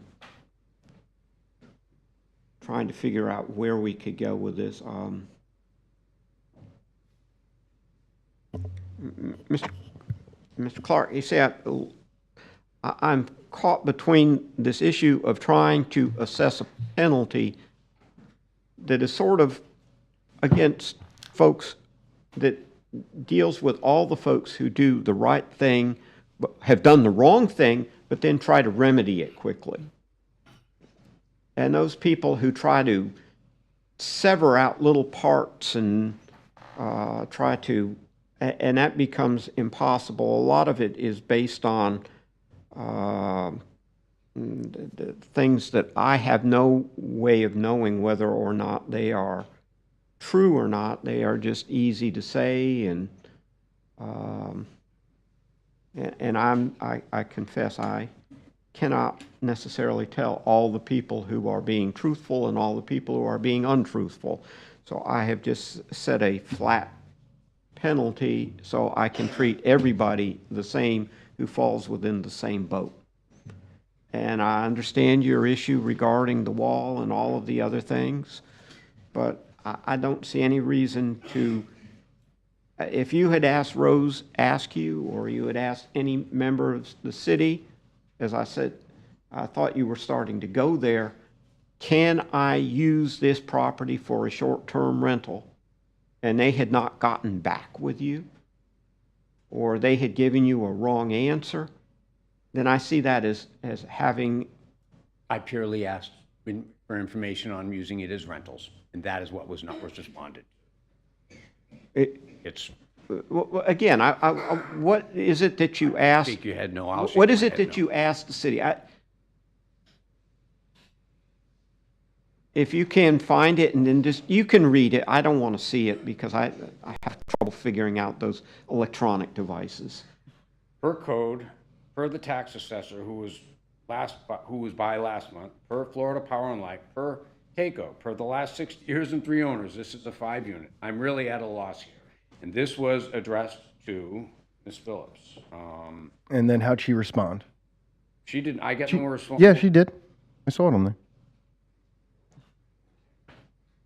Please don't grab me with my phone. I called and left a detailed message for, including Rose Askew, Missy Phillips, as you directed. Still waiting for a return call. Good morning. Good morning. There's a response right there. This is from Melissa Phillips. Right, she can. Who is not Rose Askew. Good Okay. morning. The permitted units are based I'm on good. density in the property for current zoning. Our records do not show any prior licensing for the rental units on this property. Please see the previous email in the land development code regarding non-conforming uses. If you disagree, please contact Rose Askew to discuss a use determination. Thank you. Have a wonderful day. And again, this was Right, all correct, sir. Rose Askew You as received a response to that email. They directed you. And if to you, sir, respond to please Rose allow me to finish. Askew. And if you needed further clarification, to ask for it. You have not submitted anything to show you requested further clarification. The city answered your email. I feel we've really demonstrated that we've done everything necessary. Very good. Again, I'm hearing the word use determination. That has a certain meaning with the city in terms of they go through a big procedure. Yep. That if you feel that the uses that they've given you are inappropriate, then you can ferret that out. But you've got the answer to your question. Okay. Okay. I'm seeing no reason to treat this case any differently than any other. Thank you. Okay. So therefore, do you have anything further to add, sir? No, I'll start making payments immediately. Okay. Well, Is there an interest rate? no, not Very that good. I'm aware of, but I appreciate the speed. I guess it's alacrity is the word with which you responded. Okay, and you did all the right things, but unfortunately, it was predicated upon doing the wrong thing initially. So, therefore, in case number 11, RTL 05-2447, I find the respondent, David Clark, to have been in noncompliance of Article 4, Section 4.1.a, and Article 5, Section 5.2.a.2 of the Land Development Code, which prohibit short-term rentals in zoning districts not zoned for short-term rentals. Such violations are irreparable and irreversible because the improper benefit obtained by the owner in a damaged surrounding neighborhood occurs at the time the violation occurs and cannot be undone as provided for by Section 162.091D Florida statutes for the property at 37 South Peninsula Drive, and was subsequently come into compliance on April 30, 2024, and hereby order the respondent shall pay a fine in the amount of $1,000 and not violate that section of the Land Development Code again. For any future repeat violation, the respondent may be placed on a subsequent agenda for a hearing before the special magistrate for consideration of a fine of up to $15,000 for each occurrence as per Chapter 162 Florida statutes. That's it, sir. Thank And you. I hope that everything goes well for you in the future. Thank you. Okay. Case number 12. RTL 05-2451, Jose E. Ruiz, Tarazona, and Ana Cecilia Jaramillo, cited for failure to correct violations of Land Development Code Article 4, Section 4.1.a, Article 5, Section 5.2.a.2 at 310 Pelican Drive, or Pelican Avenue. Sorry. Could you say your name, please? Isabella Ruiz. Ms. Reese, are you an attorney? No. Okay. Raise Could your right you hand. state your, Well, she needs to be sworn in. Yeah. Do you solemnly swear or affirm that the testimony you're about to provide is the truth, the whole truth, and nothing but the truth? Yes, I do. Okay. Ms. Ruiz, what is your relationship to Jose Eve Ruiz Terrazona? I'm speaking on behalf of my parents. Your parents, okay. All right. And Mr. Yates? The case before you is a zoning violation. This case was field generated. The property is zoned SFR 5. Other accommodations known as short-term rentals are not permitted in this zoning district. The violation was first observed May 2nd, 2024, and they were notified the same day. The property stopped actively advertising as of May 10th, 2024. The daily posted rate was $250. The advertisement displayed 9 reviews. The check-in time, 3 p.m. to 11 p.m., and the checkout was 12 p.m. These actions are irreparable and irreversible in nature, and due to the actions of the property owner, the city is requesting a one-time fine of $1,000. Is that where is the property located? Is it beachside? Yes. Okay. Okay. Ms. Ruiz? I would like I to guess waive I'm up. the. Oh, Mr. Gotcha. I'm sorry. Yes, Ms. Ruiz, I've previously presented the city's position regarding irreparable and irreversible in nature. Is that something you need me to repeat again, or would you be willing to waive that and understanding you have a right to speak to any of those issues? Yes, I would like to waive it, please. Okay. Therefore, I hereby let the record reflect that Mr. Jackson's statements regarding irreparable and irreversible previously provided in case number 4 are hereby incorporated into this proceeding. Okay. Anything further, Mr. Jackson? I have nothing further. I think the request of the inspector is a $1,000 fine. Okay. Yes. Ms. Ruiz, it's your turn. Thank you. First, I do want to offer sincere apologies on behalf of my parents. Much like many others here today, they were unaware of this violation and took immediate action. I would like to provide some clarity and respectfully request a reduced fine, possibly. For some clarity, my parents purchased this home a little over two years ago, just a home away from home, and they soon came to realize that this home was underutilized. It was vacant for long periods of time. They live in Orlando. They were based in Orlando, so as much as they love visiting here, they wanted to make sure that someone was able to enjoy all the renovations made to this place. However, when the notice was posted on our door, that led to immediate action, removal from the platforms, as well as cancellations for future reservations, including full refunds.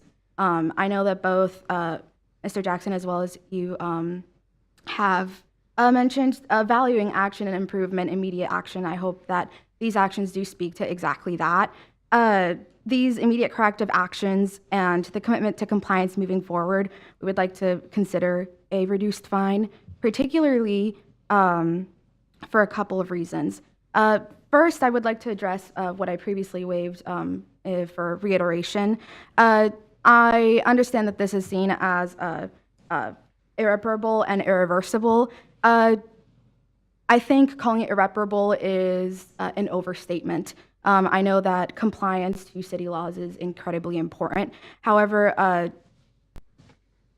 particularly the contingency of removing ads and removing the listing, that's not righting your wrong, correct? I do think that I'm not here to litigate the existence of a digital footprint. Certainly we're looking at them right now. Certainly those postings still exist, even though they are no longer on these renting platforms, right? However, the point of advertisements is to bring in customers, and we are no longer selling a product. They are no longer short-term renting this place. So even if people find a picture of this beautiful home is no longer made available for short-term rentals. It's no longer in violation of this code. I know that there are concerns of parking, noise, safety. Happy to say that in the times that this violation was existing, none of these issues were raised. And I'm also not here appealing the zoning laws, nor am I asking you to allow us to continue short-term renting 310 Pelican. I'm asking for a minimum fine. My parents went through the state of Florida. They established an LLC to short-term rent through. They got this license to rent. They also went through Volusia County government for the tax registration. So this isn't a case of tax avoidance and as also mentioned by Mr. Jackson earlier, frankly, these immediate actions, show their commitment to correcting their wrongs, as well as compliance moving forward. And frankly, as they move forward to ensure that all future plans for this home are lawful and law-abiding, a reduced fine would significantly help them in being able to adjust their plans moving forward. I understand that previously the normal fine was $15,000, and I understand that $1,000 is a lot less than $15,000, and I certainly appreciate that. However, based off of everything that we've heard today, those $15,000 and pretty much any amount from $1,000 to $15,000 is reserved for, from my understanding, really egregious and flagrant violations. And as I've mentioned before, these my parents took immediate action, canceled all upcoming reservations even leading up to today, prior to today's hearing. And so to call the $1,000 reduction, to call the $1,000 fine a reduction is simply not adequate when we are applying it to first-time violations, right? The $1,000 is the new status quo, and we're asking for a reduction from the current set, not to mention the notice of the hearing does mention that it's a, one moment, does mention that it is a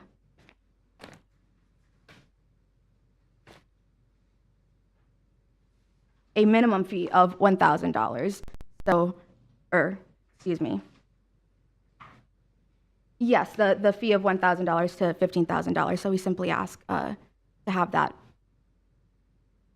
lowered, please. Thank you. Mr. Jackson? Sure. First of all, Mr.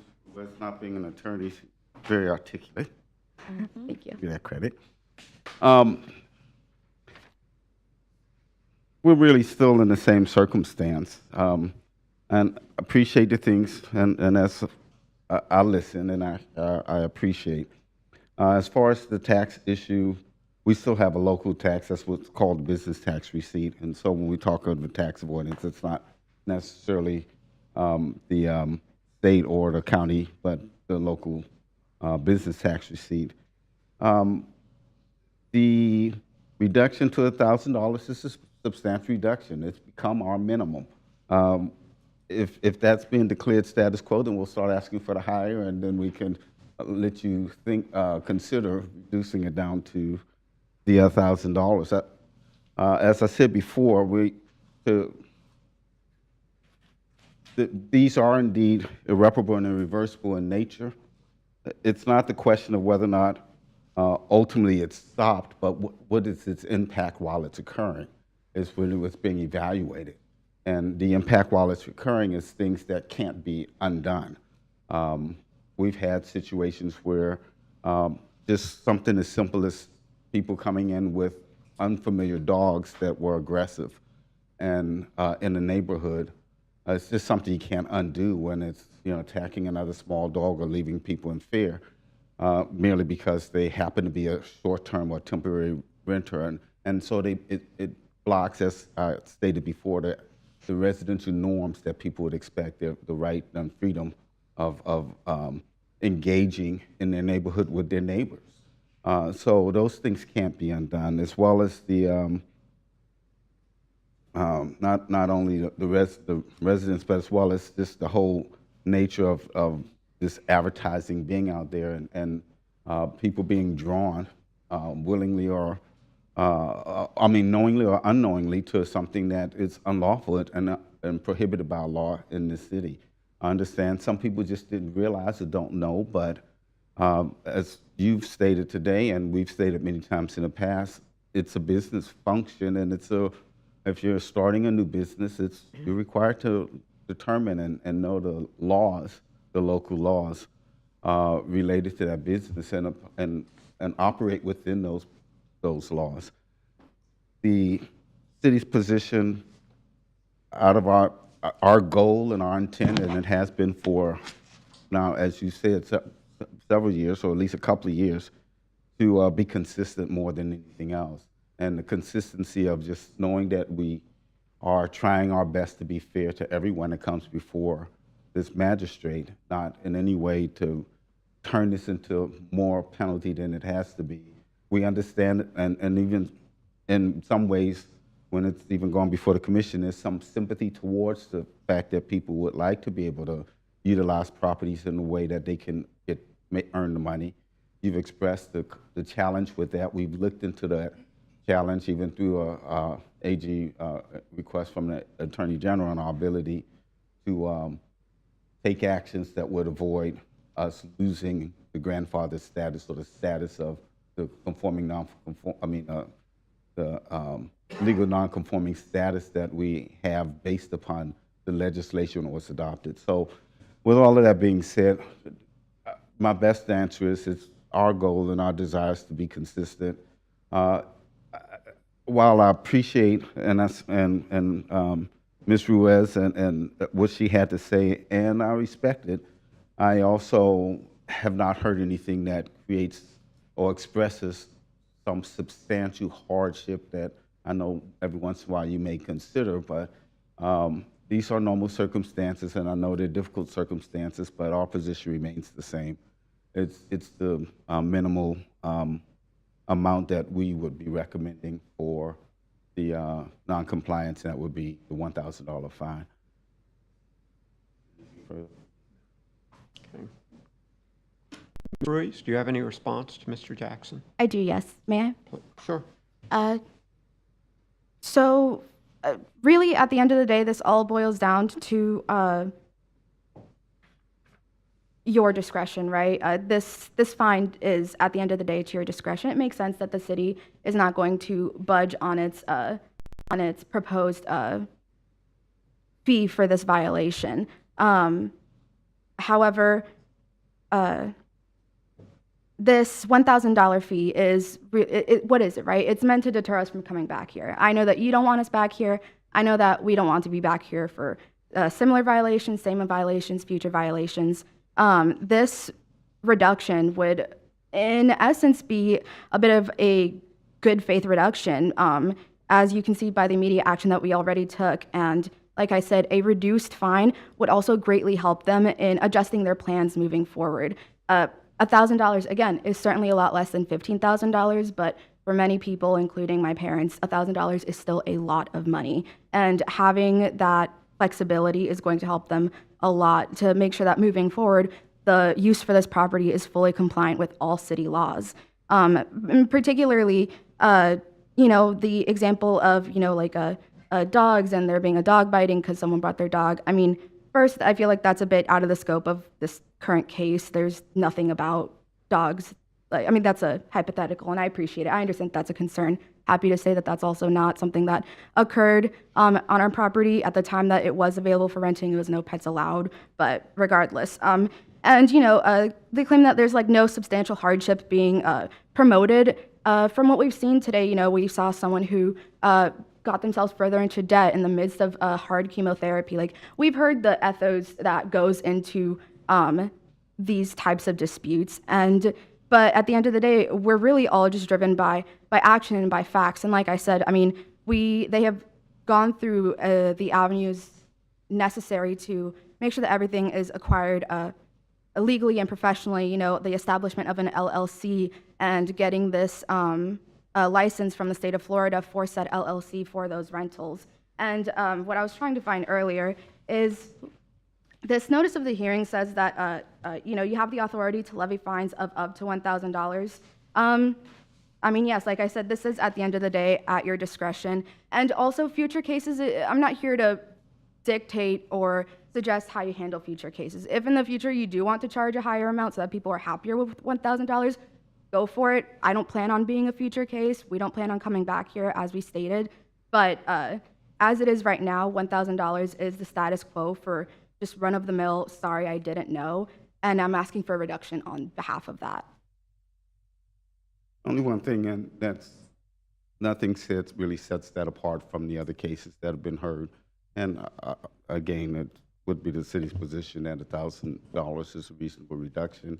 And anyone with a need of time to pay, they've created mechanisms for people having time to pay. And our goal is to not merely deter the person that's before you, but deter anyone who desires to or have the thought to do this with knowledge, to deter people from doing it because of its impact to our city.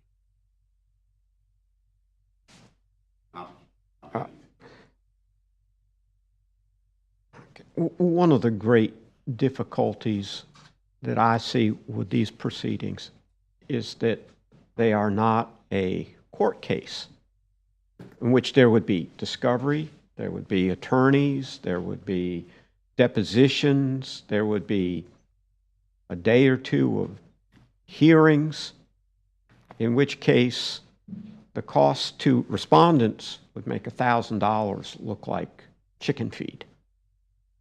Okay, these are abbreviated proceedings that try to deal with stopping certain types or stopping violations and also addressing issues that may be related in some fashion with those.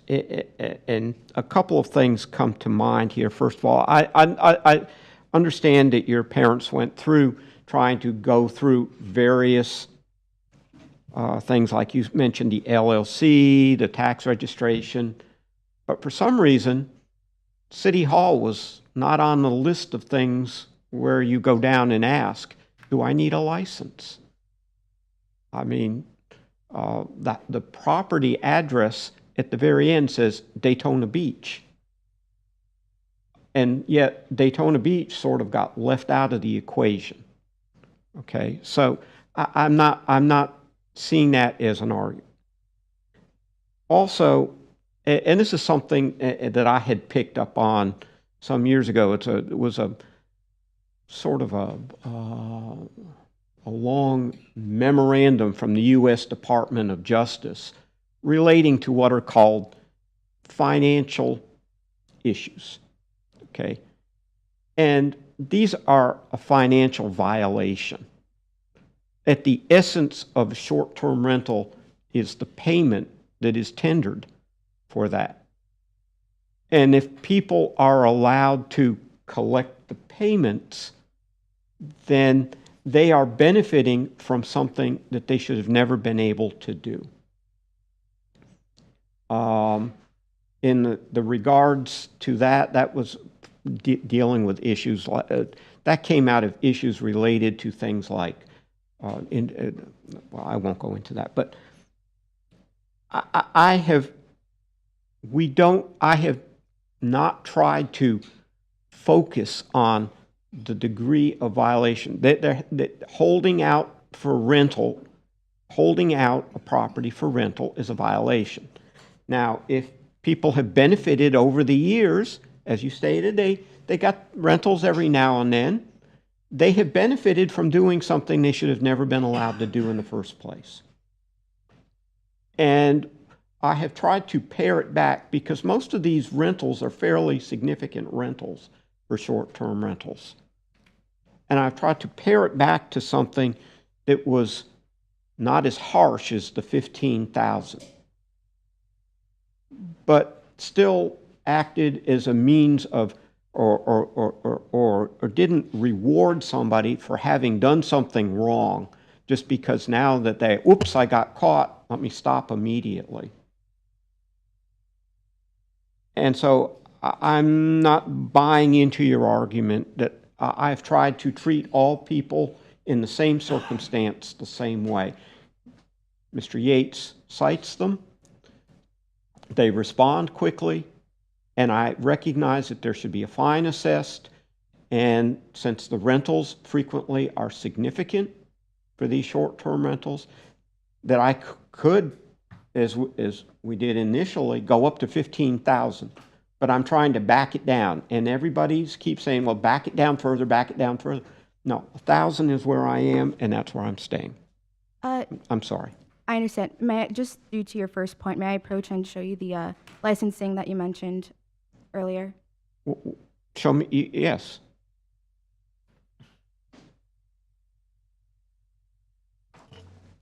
Okay. Let the record reflect that I've been provided with a license from DBPR for Daytona Dream Rental LLC, single vacation rental dwell 2000 here, and is licensed. You are licensed under the state of Florida. And unfortunately, you're caught in this catch-22 where the state is willing to license you and you still have an obligation to obtain a license from the city of Daytona Beach. And unfortunately, Florida has many of those where there are state licenses, county licenses. There are, if you deal with environmental things, there are water management district licenses. There are environmental protection every agency in the state of Florida has different licenses.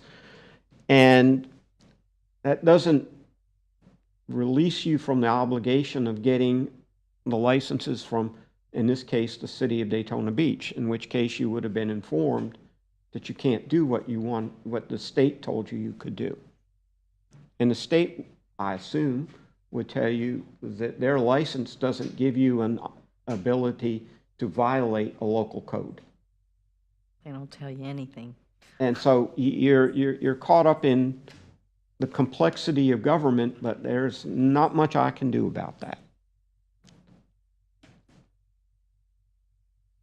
So, no, I am going to levy a fine of $1,000, just as I've done with other people in similar situations. And it's a reflection that they've responded quickly, and that they did the right thing. And I have the ability to have assessed a higher fine, and we did some years ago, and I have brought it down, and now we are at a point where my concern is that there are people out there who may see the ability to respond quickly as an ability to violate and then maybe get away with it if they can get several rentals. And without the ability, like I said before, this is not a court proceeding where there is enormous amounts of discovery and all of the facts relevant to the matter are brought to bear. I get to see the most important facts, and I think that this allows for us to move through this quickly at the least cost to both the city and to the respondents. So, therefore, in case number 12, RTL 052451, I find the respondents Jose E. Ruiz Terrazona and Anna Cecilia Jaramillo to have been non-compliant of Article 4, Section 4.1.a and Article 5, Section 5.2.a.2 of the Land Development Code, which prohibits short-term rentals in zoning districts not zoned for short-term rentals, and that such violations are irreparable and irreversible because the improper benefit obtained by the owner and the damage to the surrounding neighborhood occurs at the time the violation occurs and cannot be undone as provided for by Section 162.091D Florida statute for the property at 310 Pelican Avenue, and to have subsequently come into compliance on May 10, 2024, and hereby order that respondents shall pay a fine in the amount of $1,000 and not violate that section of the Land Development Code again, and that for any future repeat violation, respondents may be placed on a subsequent agenda for hearing before the special magistrate for consideration of a fine of up to $15,000 for each occurrence as per Chapter 162 Florida statutes. Thank you. Thank you. All right.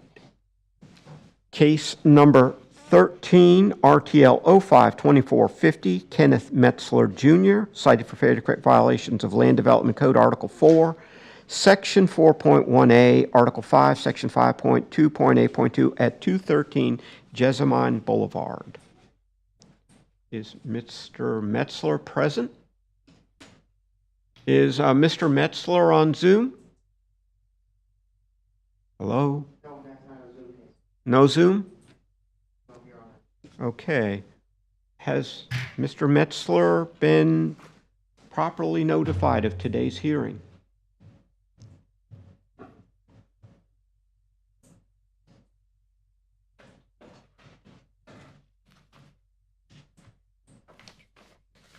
Kevin posted the property on May 15th, 2024.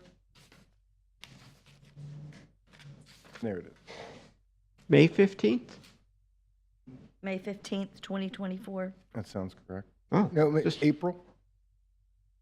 Well, you wrote May. Yeah, it was May. It was May, though. May 15th, okay. That's just a couple, Right, 2 weeks this ago. is May 28th. It Yeah, was May 15th. 10 Yeah, 10 days yeah, 10 ago. days. Sorry, I was Okay. got my months mixed up there for a It's been a minute. long Yeah. Okay, Don't mind me. Posted, was that a posting of this hearing? Yes. Yes, a posting of this here. Yeah. Yes, the notice of violation and the notice of hearing. Okay. And there's been no response? No response. No, but they do continue to rent it. Excuse me? But they do continue to rent it. Oh, it's And it continued to is be a rented. Repeat violation. Okay. Well, Mr. Yates, can you present the details of this matter? Yes. The case before you was a zoning violation. This case was a citizen's complaint. The property is zoned SFR5. Other accommodations known as short-term rentals are not permitted in this zoning district. The violation was first observed May 1st, 2024, and they were notified the same day. The property is still actively advertising as of today. The daily posted rate is $265. The advertisement displayed 18, now 19 reviews as of this morning. The check-in time was 3 p.m. The checkout time is 11 a.m. This is the second violation by the property owner at this address, the first being RTL 02-2424 on March 26, 2024. These actions are irreparable and irreversible in nature, and due to this being the second violation by the owner at this property, we're requesting a one-time fine of $15,000. Okay. Mr. Jackson.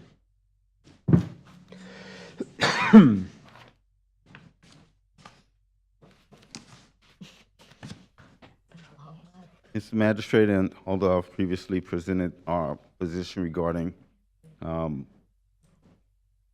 irreparable or irreversible in nature, I'll present it in this case in since the respondent is not present. Please do.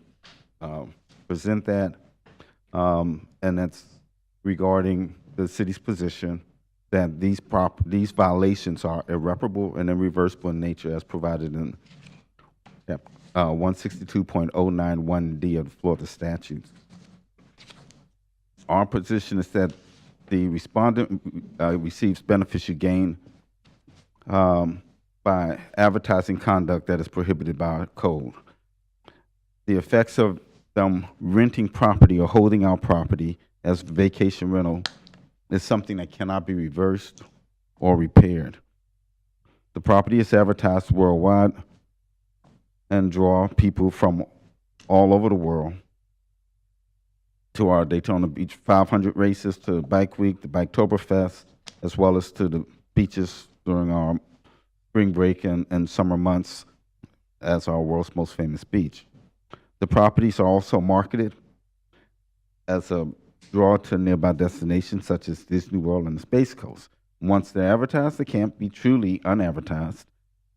The web says the circumstance of the web is that you can't push an advertisement back into the tube. Once it's out, it's posted, reprinted, saved, forwarded, retweeted, and even copied and pasted on other sites, and that limits the city ability to enforce the violations, and their only solution is to enforce it through the advertisements. and require that all postings be removed. The information is long-range effects alluring patrons under contract to participate in unlawful stays in our city. And these patrons risk poor health, poor safety and welfare due to unregulated or self-regulated vacation accommodations that patrons enter into at their own risk. A single day of advertising can potentially book a property for the whole year. These promised days are potentially detrimental to the patron, definitely detrimental to the licensed hotels, motels, and lawful vacation rentals that go through proper regulation, proper inspection, proper licensing, proper insurance, proper taxation, and that's required by law. The transient nature of the rentals limit the means of the enforcement to identifying the advertisement. By the time an officer goes to the property, the transient patrons typically are gone from the property, and if they are still there, they're claiming some misleading relationship that is often contradicted by their advertised visitor comments. The monetary effect of these unlawful rentals is tax avoidance, inadequate insurance coverage, and unfair business competition against the lawful accommodation businesses and lawful vacation rentals. The community effect is that transient business use within unauthorized residential neighborhoods affect the density, parking, noise, and safety. They affect the peaceful enjoyment expected in residential neighborhoods, and they diverge from traditional and reliable residential norms. There is a demand from the business community to our commission, which has led to a request for a strong deterrent to those that are raking in the profits, avoiding the local taxes, avoiding zoning requirements and regulatory controls. We have all seen rentals going for as much as $1,000 a week and realize substantial fines are the only deterrent tool available. By the time we say stop, the beneficial gains are already realized. The state law adopted by the city defines vacation rentals to include advertising for transient guests. Therefore, the city requests that this magistrate make a finding that these violations be deemed irreparable or irreversible in nature.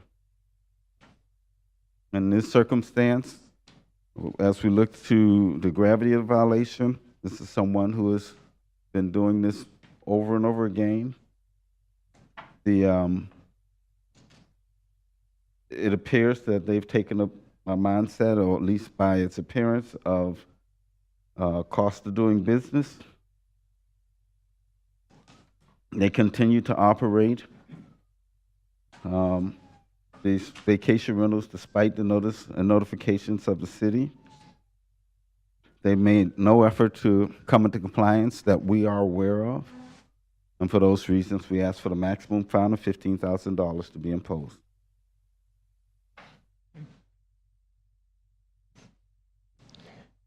Mr.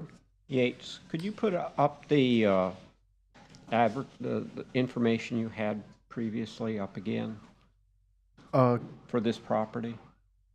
IT? Can you go through to the first slide? There we are. And you said there were, what, 19 reviews? Yeah, as of this morning, a new review was put on 3 days ago. Okay. And since the March, have there been number of reviews? Because March 28th, he was found in violation. Correct. And there's a review from 3 days ago now. And in addition, that review from 2 days ago would have been after that time period. And this is $265 a night? Yes, sir. Okay. And at one point, Mr. Magistrate, one of the things I didn't think about before, but I thought about it more recently, is that a review shows that someone visited the property. It doesn't show us how long they were there, whether they were there for a week or 3 days or 1 day. It generally does. Depends. So he stayed a few nights. Yeah, they may say it, but I mean, the mere fact that it's a review doesn't tell us that how long they've been there. Well, the portion right here This is generated by Airbnb, not by them. Oh, okay. Okay. So no, we actually do know on several of them. Now, you can make it so you can't see that information. As you can see, they can add a tag instead and say group trip if you don't want to share that. But when that information's there, that's supplied directly by Airbnb. Appreciate that point. I didn't recognize that. And that is, what if about people like, if I never hardly ever post reviews on anything. Are there people, is it possible to stay there and not post a review? Oh, absolutely. The only real rule is that you cannot make a review unless you have stayed in that Airbnb and the process has gone through their platform. Okay. Has the owner in any way contacted the city regarding the previous violation? No, I've spoken order to that was issued. A gentleman who claims to be the property manager who has said he has informed the owner, but won't give me information outside of that. Okay, but the owner of the property has made no effort to resolve the previous No effort. order. And now the home is currently for sale. Okay. Then under the circumstances, this is a repeat violation. And the owner has made no effort to try to rectify the previous violation or the order that was issued. Therefore, with respect to this one, is there anything further you wish to add? Oh, no, sir. Okay. I don't know if we said it, and I know it's part of the records that's been provided to you, but the prior violation was case number RTL 022424, and that was the order of noncompliance and imposing the fine lien was dated March 28th, 2024. Just for the record. Okay, and the amount of the fine that was? 15. We're here. Oh, and the amount of the fine was $15,000. Okay. All right. Therefore, in case number 13, RTL 052450, I find the respondent Kenneth Metzler to have been in non-compliance of Article 4, Section 4.1.A, and Article 5. Well, let me back up a little bit. I left a little something out, so I'm going to start over again. In case number 13, RTL 052450, I find the respondent, Kenneth Metzler, to have been in noncompliance of Article 4, Section 4.1A, and Article 5, Section 5.2.A.2 of the Land Development Code, which prohibit short-term rentals in zoning districts not zoned for short-term rentals, and such violations are irreparable and irreversible because the improper benefit obtained by the owner and the damage to the surrounding neighborhood occurs at the time the violation occurs and cannot be undone as provided for by Section 162.091D Florida statutes for the property at 213 Jessamine Boulevard, and has been previously found in noncompliance on March 28, 2024, at which time a $15,000 fine was levied, and as of yet is still not in compliance, and hereby order the respondent shall pay a fine in the amount of $15,000 in addition to that previously levied, and not violate that section of the Land Development Code again, and that for any future repeat violation, a respondent may be placed on a subsequent agenda for hearing before the special magistrate for consideration of a fine of up to $15,000 for each occurrence as per Chapter 162 Florida statutes. Thank you. Okay. We have a continued case. Case number 14, RTL 042435, James W. McCotter, cited for failure to correct violations of Land Development Code, Article 4, Section 4.1.a, Article 5, Section 5.2.a.2 at 1112 Waverly Drive. Is there anyone here on behalf of James McCotter? He said he would not be attending. He said he would not be attending. Said he would Okay. Who did he say that to? Me. You. Okay. So you spoke with him? I'm sorry, I spoke with his father, who informed me that James would not be attending, who was the gentleman who was representing him at the last hearing. Okay. That we continue. Yes, that we continued. Yeah, he's basically said there was no point in him coming. Okay. Actually taken, meeting for consideration.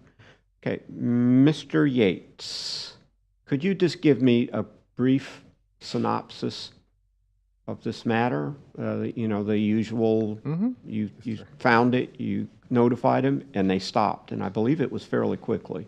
Yes, it was a zoning violation. The property was zoned SFR 5. That's not permitted in the zoning district to short-term rent. It was first observed March 13th, 2024. They were notified the same day.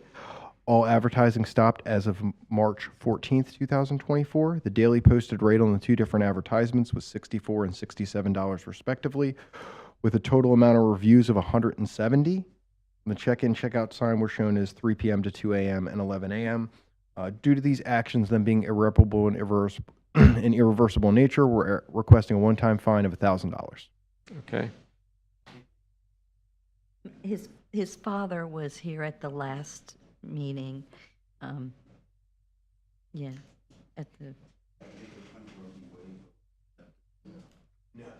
No, we did not. We continued it. Okay, all right. Oh, I gotcha. Mr. Jackson, it may be, you may want to place on the record your.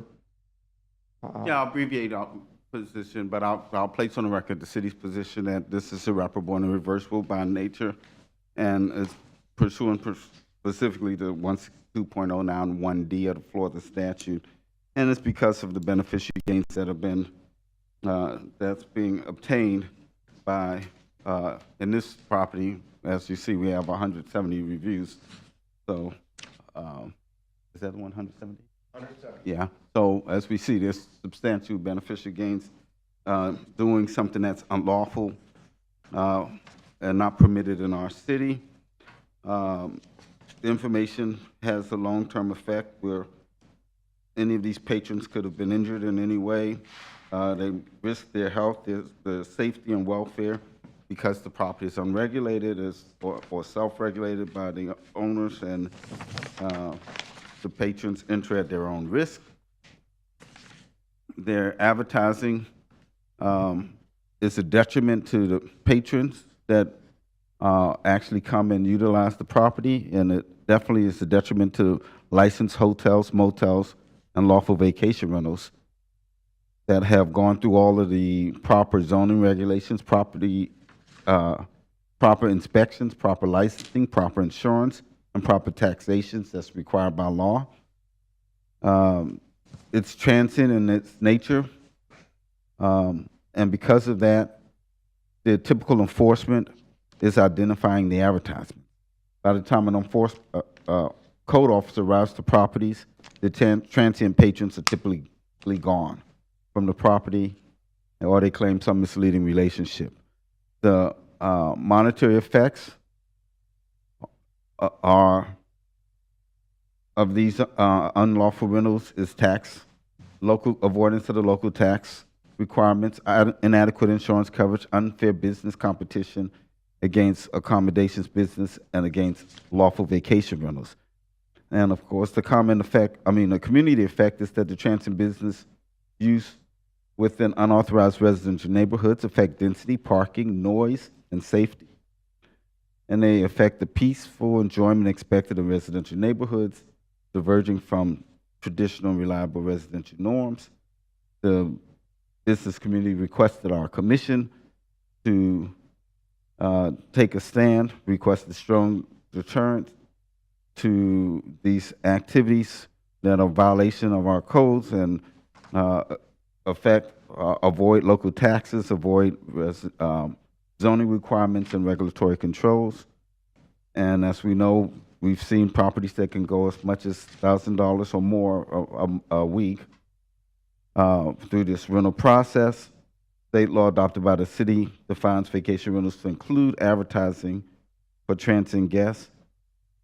And so the city therefore requests that magistrate find that these violations are irreparable or irreversible in nature and that an appropriate fine be imposed. I believe the inspector is asking for a $1,000 fine because of the timing in which this was remedied. Mr. Riggio, while Mr. Jackson asked me if he went through this, Mr. McCotter sat in the courtroom and heard the argument, and I gave him a printed copy of Mr. Jackson's irreparable argument at the last meeting. Okay. I remember him being here. Mm-hmm. And, Just wanted to clarify that. Okay. He didn't, right? And you said he had how many violations? Reviews? Reviews? 170, I believe. Okay, so he managed to somehow slip through the system, or? It's a very hard home to identify. It wasn't until he had 2 listings up that I was able to piece together what home it was. Did a very good job of not showing any outside. Okay. But he has shut it down? Yes, immediately shut it down. Extremely cooperative, extremely nice. Okay. Well, therefore, in case number 14, RTL 042435, I find the respondent James W. McCotter to have been in noncompliance of Article 4, Section 4.1.a, and Article 5, Section 5.2.a.2 of the Land Development Code, which prohibit short-term rentals in zoning districts not zoned for short-term rentals, and that such violations are irreparable and irreversible because the improper benefit obtained by the owner in a damaged surrounding neighborhood occurs at the time the violation occurs and cannot be undone as provided for by Section 162.091D, Florida statutes, for the property at 1112 Waverly Drive, and to have subsequently come into compliance on, Mr. Yates, do you have a date for the compliance date? I do. Yes, sir. It is going to be March 14th, 2024. March 14th, 2024. And hereby order, the respondent shall pay a fine in the amount of $1,000 and not violate that section of the Land Development Code again, and that for any future repeat violation, the respondent may be placed on a subsequent agenda for a hearing before the special magistrate for consideration of a fine of up to $15,000 for each occurrence as per Chapter 162 Florida statutes. Do we have any miscellaneous? Before we do, we have 2 matters that I am unclear as to whether or not we need to revisit them. We have one more case still, though. We do. We had someone that was waiting on Zoom. I don't know if they still are, Well- or trying to get on Zoom. Well, what I would like IT? to know, there were eight and 10 I have here.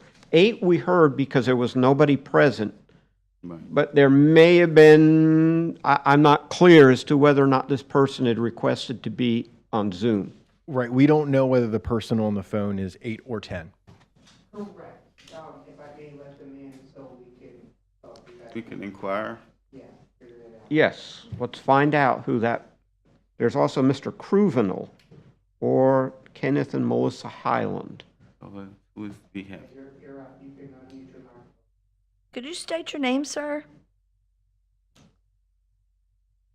Hello? On Zoom, can you hear us? Hello? Yeah, can you hear me now? Yeah, can you We state hear your you. name? Yeah, William Cruvinel. Okay. Okay, so that's case number 10. Perfect. Yes, Okay. And can you raise your right hand, please? sure. Do you solemnly swear or affirm that the testimony you're about to provide is the truth, the whole truth, and nothing but the truth? Yes. Thank you. And Mr. Cruvenel, you're not driving right now, are you? No, I'm parked. You're stationary. Okay, just wanted to make sure. Yes. Yeah, no problem. All right. Okay. Should I start? This will probably take 5 minutes. It could take longer. Okay. I don't know. but that, I assume it could take less 4 or 5 minutes. All right. Okay. Mr. Yates is an inspector with the City of Daytona Beach, and he will be presenting the city's case relating to this matter. Mr. Yates? Okay. All right, the case before you is a zoning violation. This case was field generated. The property is zoned SFR 5. Other accommodations and short-term rentals are not permitted in this zoning district. The violation was first observed March 26, 2024, and they were notified the same day. The property stopped actively advertising as of May 3rd, 2024. The daily posted rate was $384, and the advertisement displayed 3 reviews. The check-in and check-out time were shown as 4 p.m. and 11 a.m. These actions are irreparable and irreversible in nature, and due to the actions of the property owner, we're requesting a one-time fine of $1,000. Could I ask for clarification on the first observed date? April 26, 2024. Thank you. The first notified was, or the first time you noticed it was April 26th? Yes. Okay, because I swore you said March. He did say March. That's why I asked for clarification. Yes. He usually posts and observes in the same day, so. Okay, Very good. Okay. Mr. Cruvino, I don't know if Yes. you've been on where you have been able to hear me. I'm Anthony Jackson, represent the city of Daytona Beach. I'm the attorney. I've been presenting to the magistrate a position of the city as related to a finding of irreparable or irreversible in nature. I don't know if you heard that presentation. If you have, I'd ask if that's something you're willing to waive, or did you need me to present that so you could hear it? No, you can waive. Did you heard me present that before? No, yeah, you can present that. Okay, so you have not heard me. You have not been listening in the last couple of cases. It's kind of cutting off a little bit. I'm sorry. That's fine. You have a right to hear that presentation, so I wanted to make sure if you like to hear it, I will present it again. If you want to waive it, if you heard enough of it that you believe you can waive it, that's your choice. All right. Okay, so I'm ready to present it. Mr. Jackson, why don't you present it? Yes, I will. Yes, Mr. Yes. Riggio. So the city's position is that these violations are irreparable and irreversible in nature, pursuant to Florida Statute 162.09, subsection 1D. And that's because we believe that the beneficial gain to the property owner is due to the advertising conduct that is prohibited by our city's code, and it affects renting property or holding our property as vacation rentals, and that process cannot be reversed or repaired. So being paid for the rental, having people staying where they aren't lawfully able to stay. The city's position is that this property is property that's advertised worldwide, marketed a destination that draws people from all over the world to events such as our Daytona 500 races, Bike Week, Biketoberfest, and throughout our spring and summer months to our world's most famous beach. And so we feel that once these properties are advertised, they can't truly ever be unadvertised. They go out on the World Wide Web. You can't undo that. Once it's out there, it's out there. And it's forwarded. It could be forwarded, tweeted, retweeted, printed, and it's just something that can't be undone. So the information has long-range effects of luring people in under contract to participate in unlawful stays in our city. That person who comes in as a patron risks poor health, poor safety, and welfare due to the unregulated or self-regulated vacation accommodations. There's nothing that requires them to have the fire extinguishers or smoke detectors or anything else without the regulations that are imposed, or someone inspecting to determine whether those indeed have them. On a single day of advertising, someone can potentially book a property for a whole year. And the transit nature of these rentals limit the means of enforcement typically to identifying advertisements because by the time the code inspector comes to property, the transient patrons typically are gone from the property, or they say that they're not related to, they say they're related to the people, or they say something else that leave us feeling like they're probably misleading, and then later we verify that by seeing it in the visitor's comments. The monetary effect of these unlawful rentals is that tax avoidance and inadequate insurance coverage, unfair business competition against the lawful accommodations businesses, and the lawful vacation rentals. There's a community effect in that the transient business use within an unauthorized residential neighborhood affects density, parking, noise, and safety. They affect the peaceful enjoyment expected in residential neighborhoods, and they diverge from traditional reliable residential norms. And so we've received a demand from our business community and residents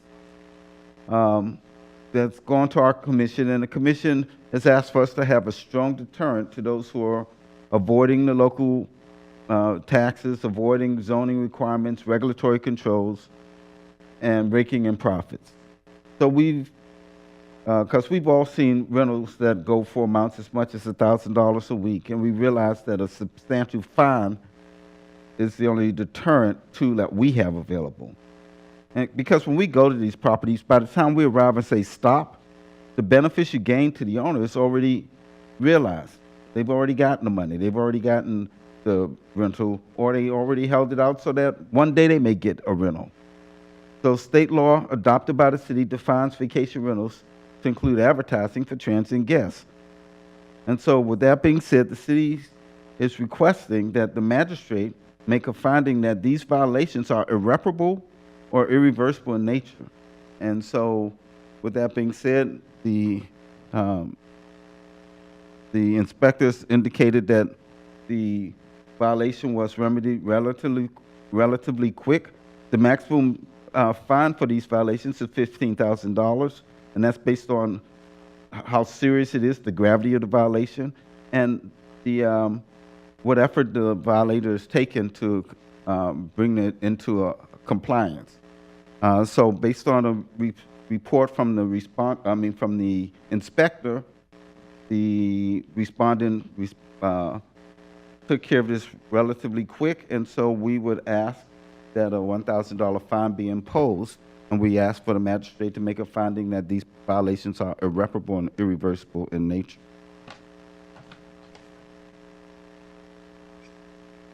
Okay, thank you very much, and sorry to cause all that problem. You're fine. I bought the house about 2 years ago. Okay. Yeah, I bought the house about 2 years ago. It was pretty much for my personal and family use.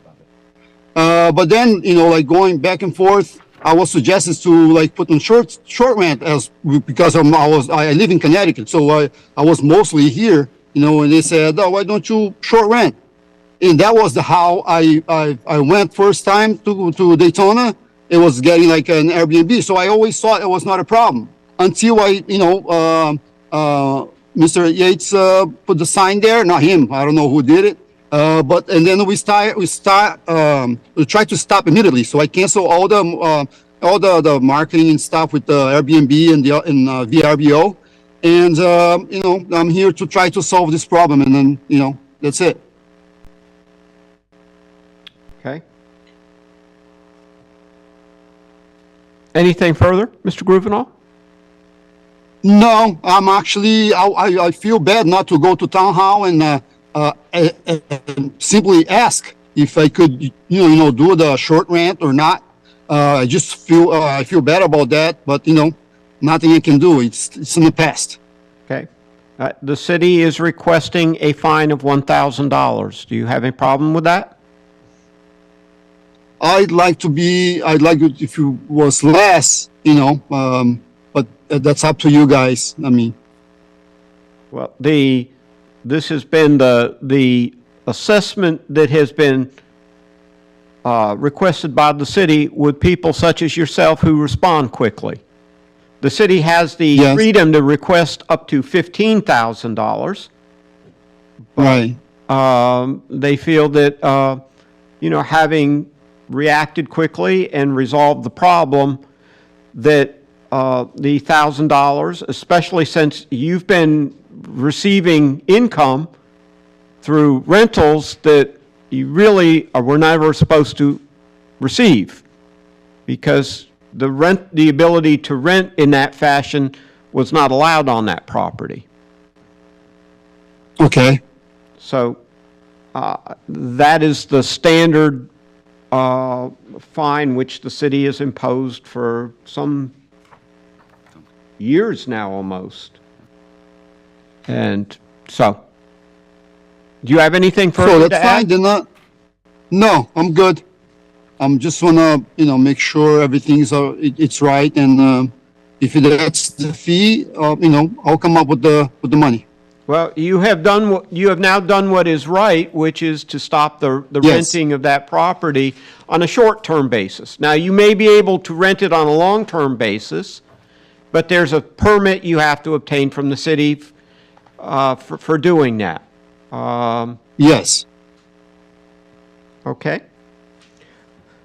All right. Well, then, in case number 10, RTL 05-2446, I find the respondent, William Cruvenal, to have been in noncompliance of Article 4, Section 4.1A, and Article 5, Section 5.2.8.2 of the Land Development Code, which prohibit short-term rentals in zoning districts not zoned for short-term rentals. Such violations are irreparable and irreversible because the improper benefit obtained by the owner in a damaged surrounding neighborhood occurs at the time the violation occurs and cannot be undone as provided for by Section 162.091D Florida statutes for the property at 224 Boylston Avenue to have subsequently come into compliance on May 3rd, 2024, and hereby order the respondent shall pay a fine in the amount of $1,000 and not violate that section of the Land Development Code again, and that for any future repeat violation, the respondent may be placed on a subsequent agenda for a hearing before the special magistrate for consideration of a fine of up to $15,000 for each occurrence as per Chapter 162 Florida statutes.